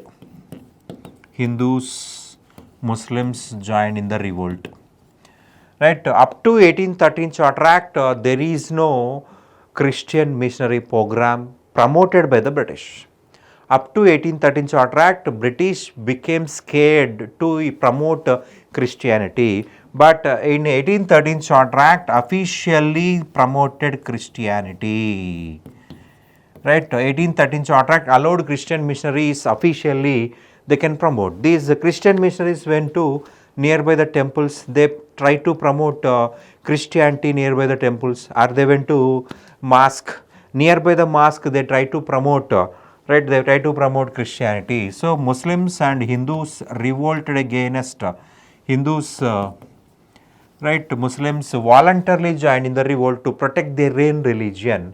Hindus and Muslims united. Hindus and Muslims united, and they try to protect their own religion against Christian missionaries, against Britishers. They joined in the revolt. If British left India, they can follow their own religion. If British continued to rule, they will promote Christianity. So Hinduism became in danger, Islam became in danger, Islam became in danger, right? Hindus, nearby temples, nearby mosques, they promoted Christianity. Against Christian missionaries, traditional Hindus, traditional Muslims joined in the revolt. Hindus, Muslims unitedly fought against British authority, unitedly fought against British rule, British authority, and they want to destroy British, then only they can save their religion from the Christian missionary activities, right?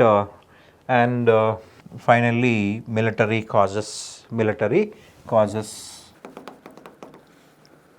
right? In India, British maintained 2,32,000 Indian soldiers and 45,000 European soldiers.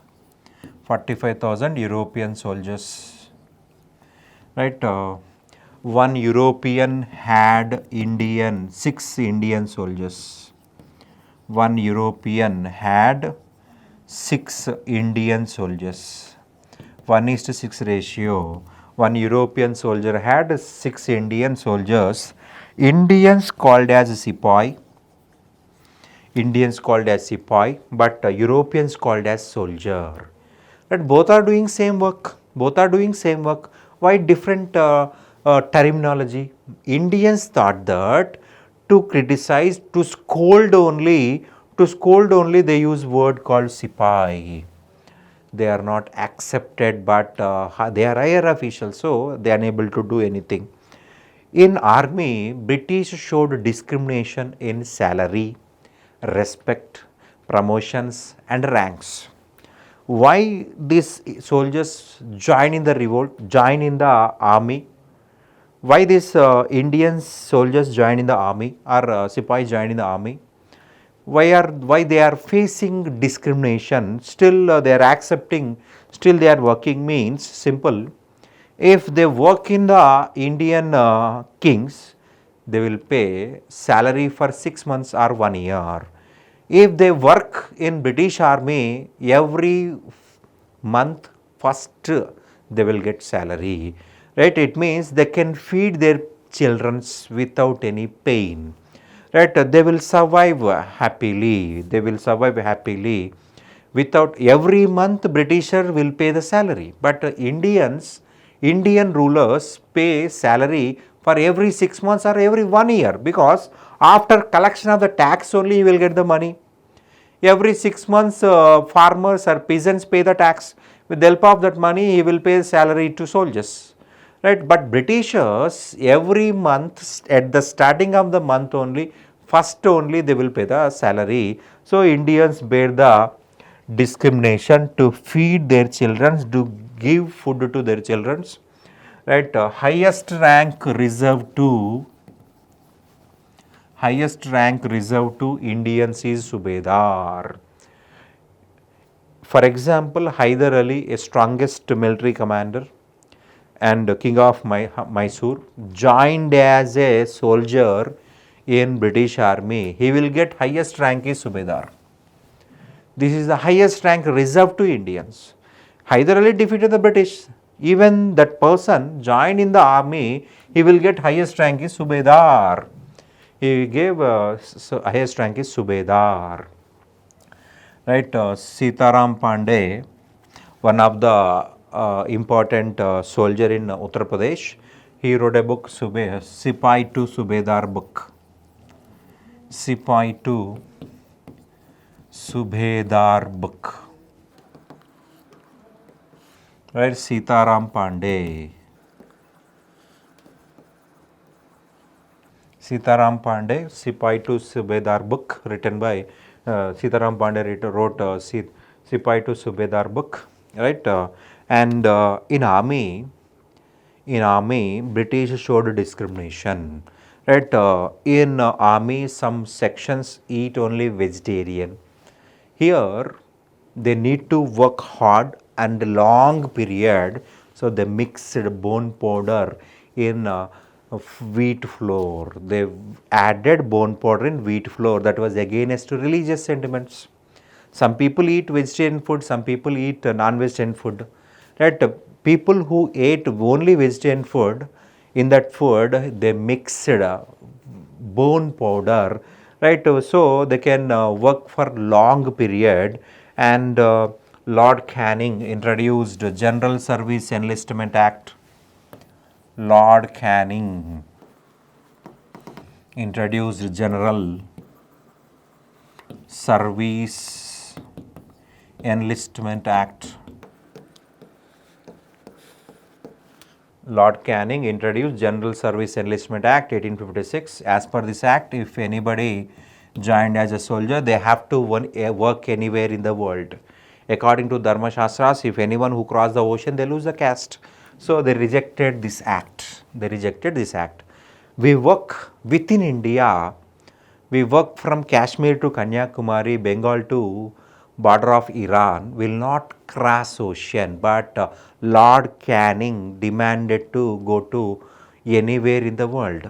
If you want a job, you have to go to anywhere in the world. Right? For example, a war was started in Burma. Burma modern name is Myanmar. So through sea route only they can go by very speed. By land route, if they can go by land route, but it will take lot of time. So here soldiers refuse. So their jobs removed by these higher officers. Right? Here, if anybody refuse to cross the ocean, they lose the job. If anybody refuse to go, for example, war started in Iraq.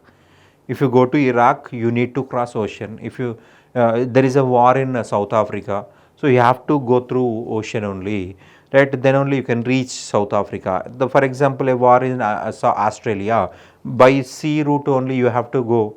So according to Dharma Shastras, if anybody cross ocean, they lose the caste. So they rejected this act, but he gave warning, if you want a job, you should go anywhere.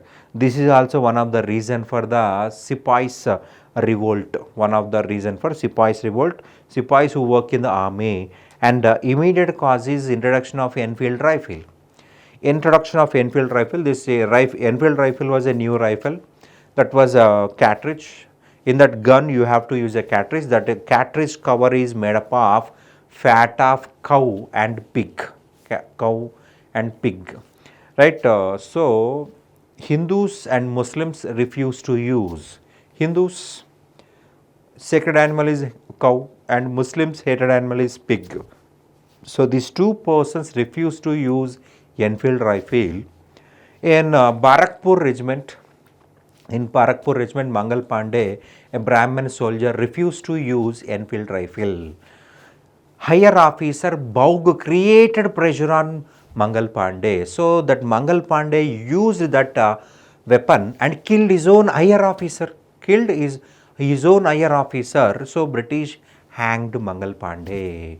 British hanged Mangal Pandey because he killed his higher officer on 10th May. On 10th May 1857, soldiers organized a meeting in Meerut. Soldiers organized a meeting in Meerut, and they declared Bakht Khan as their leader, and they officially launched the revolt. Revolt of 1857 in Meerut. Officially launched revolt of 1857.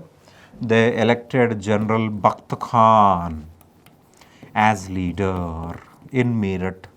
Next day they went to Delhi. Next day, it means 11th May. They went to Delhi. They declared Bahadur Shah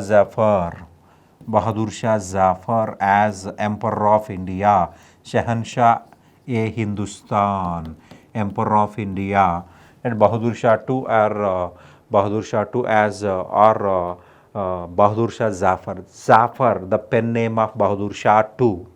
So he was called as Bahadur Shah II, right? He was declared as Emperor of India and they captured Delhi. Bahadur Shah II gave a farmana, cow declared as holy animal. We should not kill, we have to protect cow. Right? Bahadur Shah supporters are Hindus, so to support Hindus, he gave a farmana, cow declared as holy animal, we should not kill cow. Right? They captured Delhi. In Delhi, in Red Fort, they saw a church. Right? Soldiers burned the church. Right? That is not attack on church, that is attack on British. We have to see like that. We have to see attacking on church is attacking on British. That is a symbol of British. Right? At that period, so sipais or soldiers consider that is a symbol of British. We should not consider that is attack on church or attack on religious symbol. That is attack on British imperialism.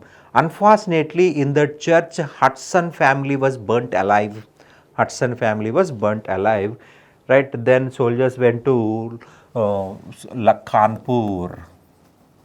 Kanpur. In Kanpur, they declared Nana Sahib II as Peshwa.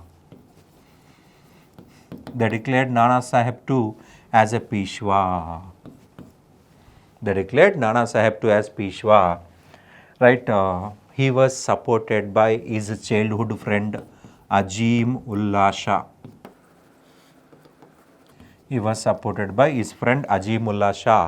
Childhood friend, he was a childhood friend, and military commander Tantia Top. Nana Sahib II declared independence in Kanpur. Azimullah Shah and Tantia Top supported, and then soldiers went to Lucknow or Awadh. In Awadh, Begum Hazrat Mahal captured the power. Begum Hazrat Mahal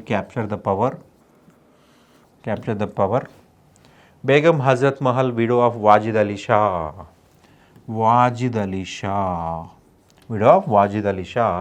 Then from Awadh, soldiers went to Jhansi. Right? Lakshmi Bai failed to capture Jhansi. Right? She went to Gwalior. Gwalior king is foolish person, so easily she captured Gwalior with the help of Tantia Top. She captured Gwalior. With the help of Gwalior money, she captured Jhansi also. Right? Here, actually, issue is Lakshmi Bai lost the Jhansi. She had no money, no weapons, no soldiers. So with the help of Gwalior king is foolish, so he ran away. So immediately she captured Gwalior. In Gwalior, she found some money and soldiers. With the help of money, right, she captured Jhansi. What is the use of money? To procure weapons, we need money. To give food to soldiers, we need money. To run the war, we need money. Without money, you cannot do anything. That to purchase weapons you need money. So money is important. So she had no money, so that's why she attacked in Gwalior. With the help of Gwalior money, she captured Jhansi with the help of Tantia Thup. Then soldiers went to Ramgarh in Bundelkhand. Right here, Avanti Bhai Lodh.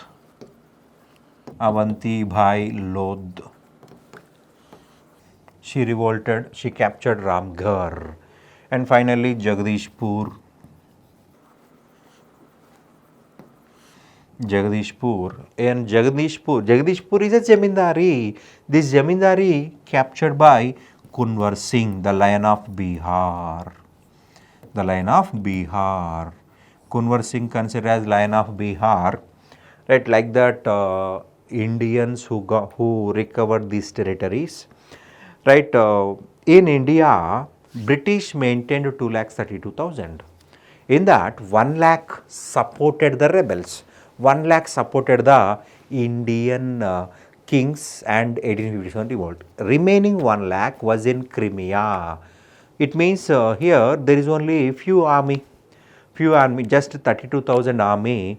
At 1 lakh joined in the revolt, remaining 1 lakh in Crimea in Europe, and just 32,000 soldiers were in North India. That South Indians refused to unite, refused to support British. In South India, only few incidents was happened. In Aurangabad.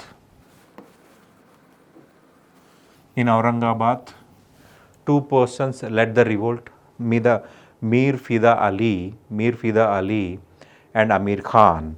Right, Mir Fida Ali angered by the British and Amir Khan ran away. And in Buldhan, similar revolt was started. Chida Khan was the leader of the revolt. He revolted in Buldhan and came to Hyderabad because king is Muslim and prime minister is Muslim. King Afzaluddaulah was a king. Afzaluddaulah was a Muslim and Prime Minister Salarjung I was a Muslim. So both were Muslim. So they may support Chida Khan. He thought like that. Right, so came to Hyderabad. Unfortunately, he was arrested and surrendered to the British. To release Chida Khan, Hyderabad awakened. Hyderabad here, especially Ture Bach Khan and Maulvi Alauddin. Up to arrest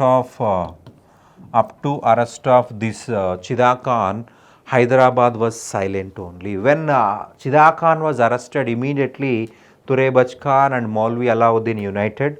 They organized a meeting in Makkah Mosque to release Chida Khan, but that Makkah Mosque meeting disturbed by Salarjung I, the Prime Minister of Hyderabad. Then they prepare a plan to attack on British Residency building, that is nothing but Koti, present Women's College. Present Women's College area was called as Koti Residency building. So this Ture Bach Khan, Maulvi Alauddin attacked on the building, but that was failed. Near Tufran, Ture Bach Khan was killed and Maulvi Alauddin was sent to Andaman jail. He was sent to Andaman jail. This was a very simple thing. In South India only this was happened. There is no revolt in Tamil Nadu or Madras. There is no revolt in Kerala. There is no revolt in Karnataka also. This only happened in South India. Right, Afzaluddaulah, Salarjung worked as a wall, a great wall of China, like a great wall of China. They never allowed revolt in South India. Right, only confined to North India, and within 6-7 months, war was completed in Crimea. So soldiers came back to India. Immediately they started defeating. Indian soldiers. Started defeating Indian soldiers. Right, in Delhi, Hudson Nicholson. These two persons, Hudson and Nicholson. Hudson Nicholson captured Delhi. Right, Bakht Khan died. right? Bahadur Shah too was arrested. In front of Bahadur Shah too is family members killed by Hudson because soldiers burnt a church in Red Fort. In that incident, Hudson family was burnt alive. So as a revenge, in front of Bahadur Shah too is two sons, their children's, their wives was burnt and wives was killed, and Bahadur Shah too sent to Rangoon as a prisoner. Bahadur Shah too sent to Rangoon as a prisoner. Up to 1862, Bahadur Shah too was in jail in Rangoon itself. He died in Rangoon itself. Right, General Colin Campbell, General Colin Campbell recovered Kanpur from Nana Sahib too. Aji Mullah Shah died in the battle.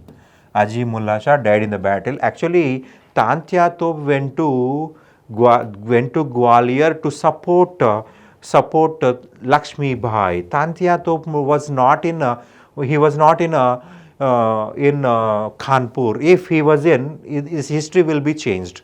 Right? He may defeat or he may control whatever, but Nana Sahib too failed to capture, failed to protect this place and ran away to Nepal. Again, after capturing Kanpur, Colin Campbell came to Awadh. Right, Begum Hazrat Mahal also ran away to Nepal. She also ran away to Nepal. Begum Hazrat Mahal also failed to protect Awadh, so she ran away. And Sir Hugh Rose recovered Gwalior and Jhansi. Sir Hugh Rose recovered Gwalior and Jhansi. Lakshmi Bai died while capturing Jhansi. Right, she died in India only. Right, she tried to protect Jhansi near Jokenbagh. Near Jokenbagh, Lakshmi Bai died. Lakshmi Bai died, and Avanti Bai Lodh also died to protect Ramgarh. Avanti Bai Lodh also tried to protect the Ramgarh and died in the battle. Right, Kunwar Singh also died. Here Kunwar Singh. Right, Kunwar Singh also died. Here William Taylor, Vincent Iyer. These two persons recovered Jagadishpur from Kunwar Singh.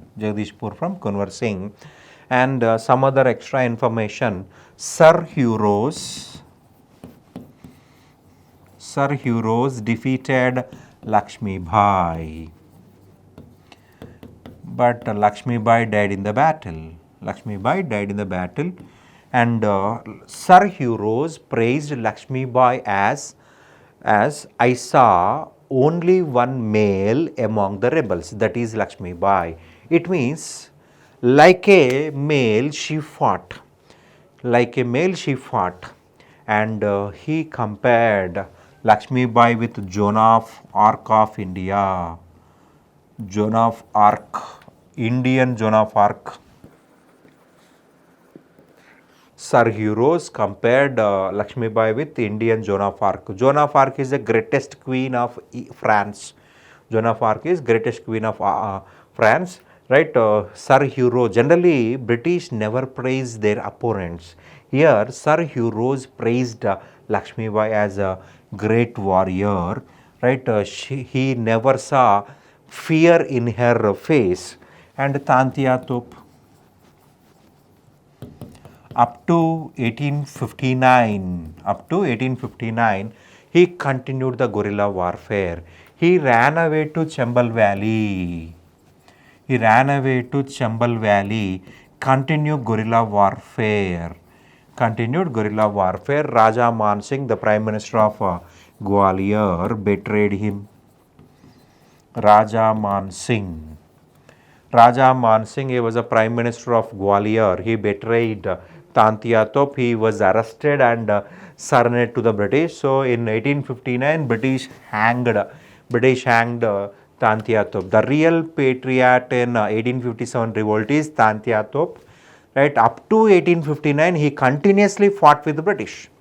Guerrilla warfare means from backside during night time, sudden attacks. So it will damage huge amount. So, real patriot of India in 1857 revolt is Tantia Top. Right, he was betrayed by Raja Man Singh. He was arrested. Tantia Top, surrendered to the British. So, in British 1859, British hanged Tantia Top, and we have up to 1850 he was only continued. Right, we have so many reasons for the failure. Right, first reason for the failure is lack of funds. Lack of funds and weapons. Right, in revolt many rulers participated. They were had nothing. They were pensioners only. Their pension is not sufficient to maintain their life. Right, Jhansi Lakshmi Bai, she was a pensioner. She is having no money. Right, Nana Sahib lost pension. Bahadur Shah too had no money. Lack of funds and weapons. Right, 1857 revolt was failure. 1 lakh soldiers who came from British, when they are coming, they take the weapons, they collect the weapons and bullets. After completion of the bullets, they thrown that weapons and used swords only.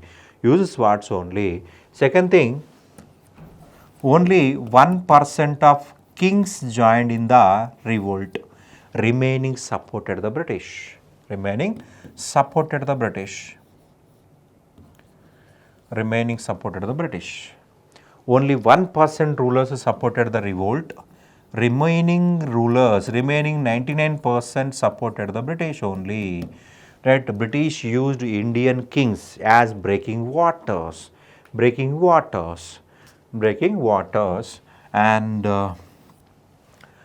lack of funds and weapons, and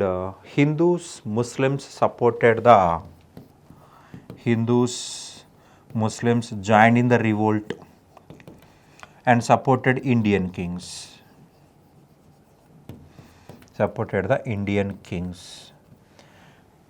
Sikh Gurkha supported the British. Here the difference is Hindus, Muslims is non-martial class, not non-military class. Gurkha, Sikh is military class. From childhood onwards, Sikh Gurkha get military training. There is no religious influence on Sikh and Gurkha. They gave less importance to religion. Sikhs and Gurkhas give less importance to religion. Hindus and Muslims gave more importance to religion. Right, regularly they say that God will punish you, he will become a fool, he will become a timid fellow.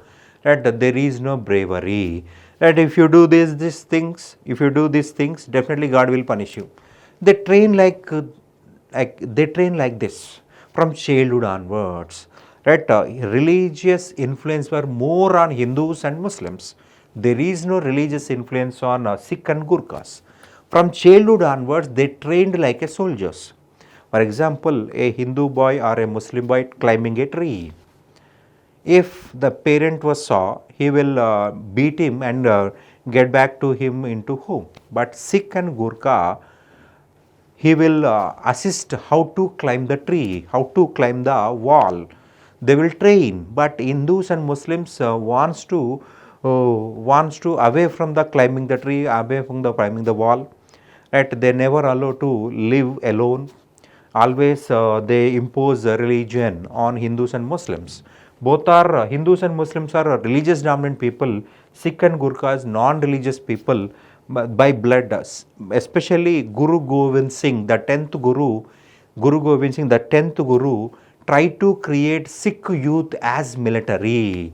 Every Sikh youth get military training, then only they will protect their self-respect. Right, this is one of the reason Sikh Gurkha supported the British and Hindus, Muslims supported the Indian kings. Right, after death of a Indian king, or after Indian king ran away, Hindus and Muslims stopped the war. Up to death of last persons, Sikh Gurkha continued the battle. That is the difference. That's why we called Sikh Gurkha as martial class, military class, Hindus Muslim class non-military class, non-military class. If Hindus and Muslims join in the army only, they will get training. They will get the training. But Sikh Gurkha, from childhood onwards, they will get the training. Right? If a Indian king died, Hindus, Muslims stop the war because our king died. For whom purpose we should continue the battle? But British, for the sake of British, Sikh and Gurkha continue the battle up to last person.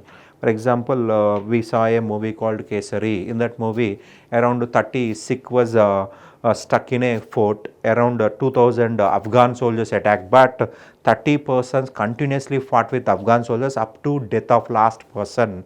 That is the bravery of the Sikh, right? That is a bravery of the Sikh. That educated middle class supported the British. Educated middle class supported the British. Educated middle class also supported the British because they want to promote modernization. They want to promote modernization. And 1858 Queen Victoria Declaration.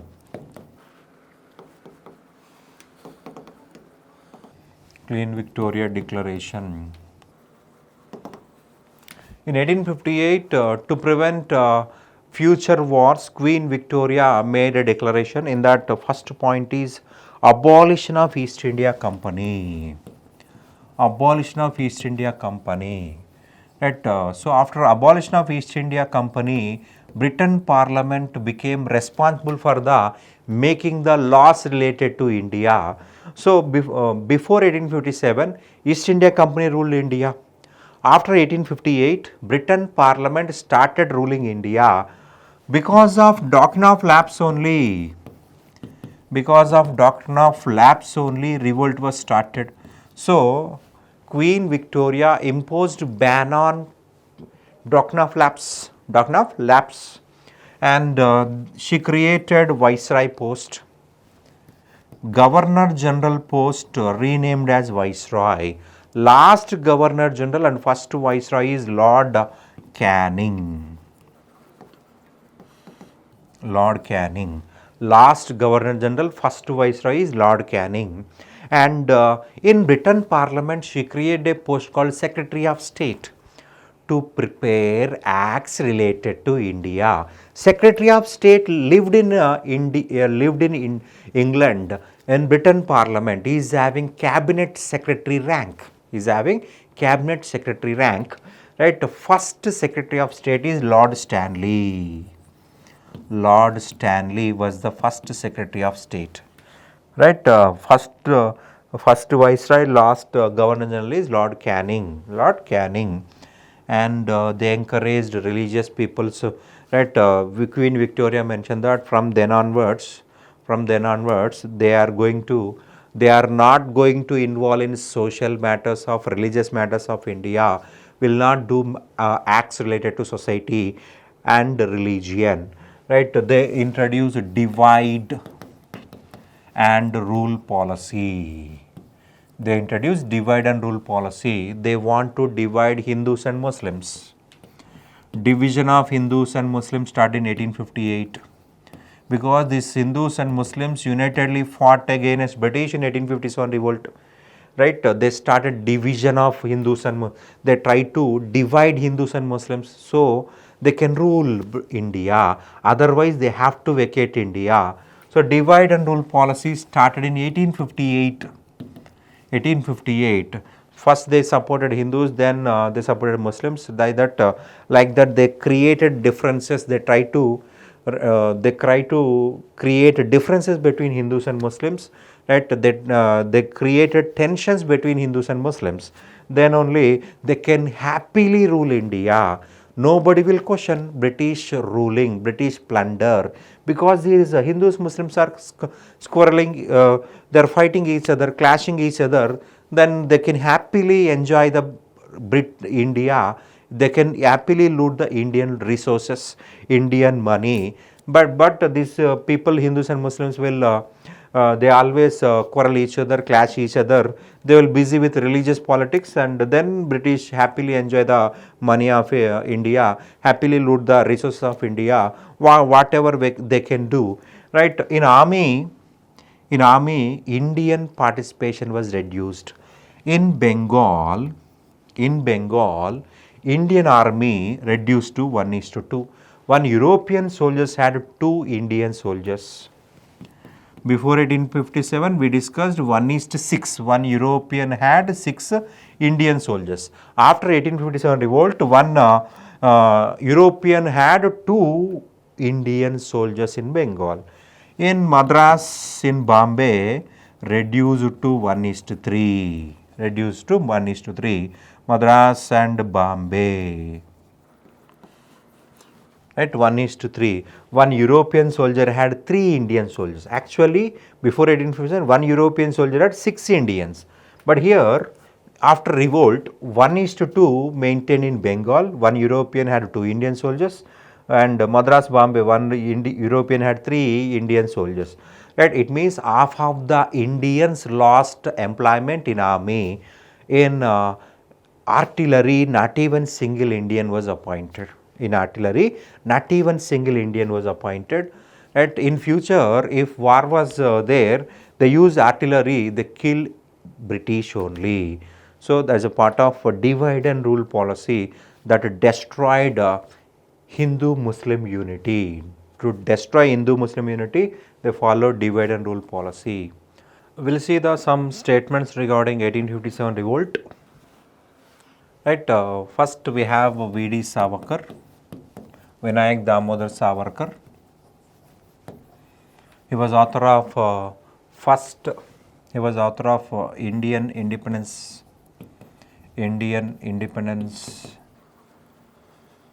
War, 1857.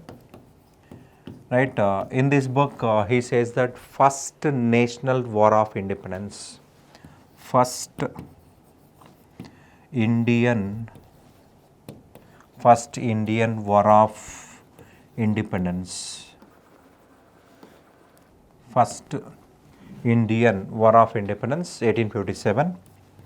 Right, this is the first organized independence revolt or war said by V.D. Savarkar, and we have another historian, R.C. Majumdar. Right, he says that this was neither first nor national war of independence. Right, neither first. Why he said neither first means in Visakhapatnam, soldiers revolted. This is the first mutiny. This was the first mutiny. That's why he says that neither first. In Visakhapatnam, against British, actually in Second Anglo-Mysore War, British need army. They refused to go to Mysore and revolted in Visakhapatnam. That's why he called as neither first nor national. This is only confined to some particular area, not for entire India, not for the nation liberation. That's why he called a nor national war of independence. And Lawrence and Seeley, this was the British officials. Right, they live in India during 1857 revolt, and they say that mere Sipai mutiny completely is a Sipai mutiny only, said by Lawrence and Seeley. And we have T.R. Holmes, a conflict between civilization and barbarism.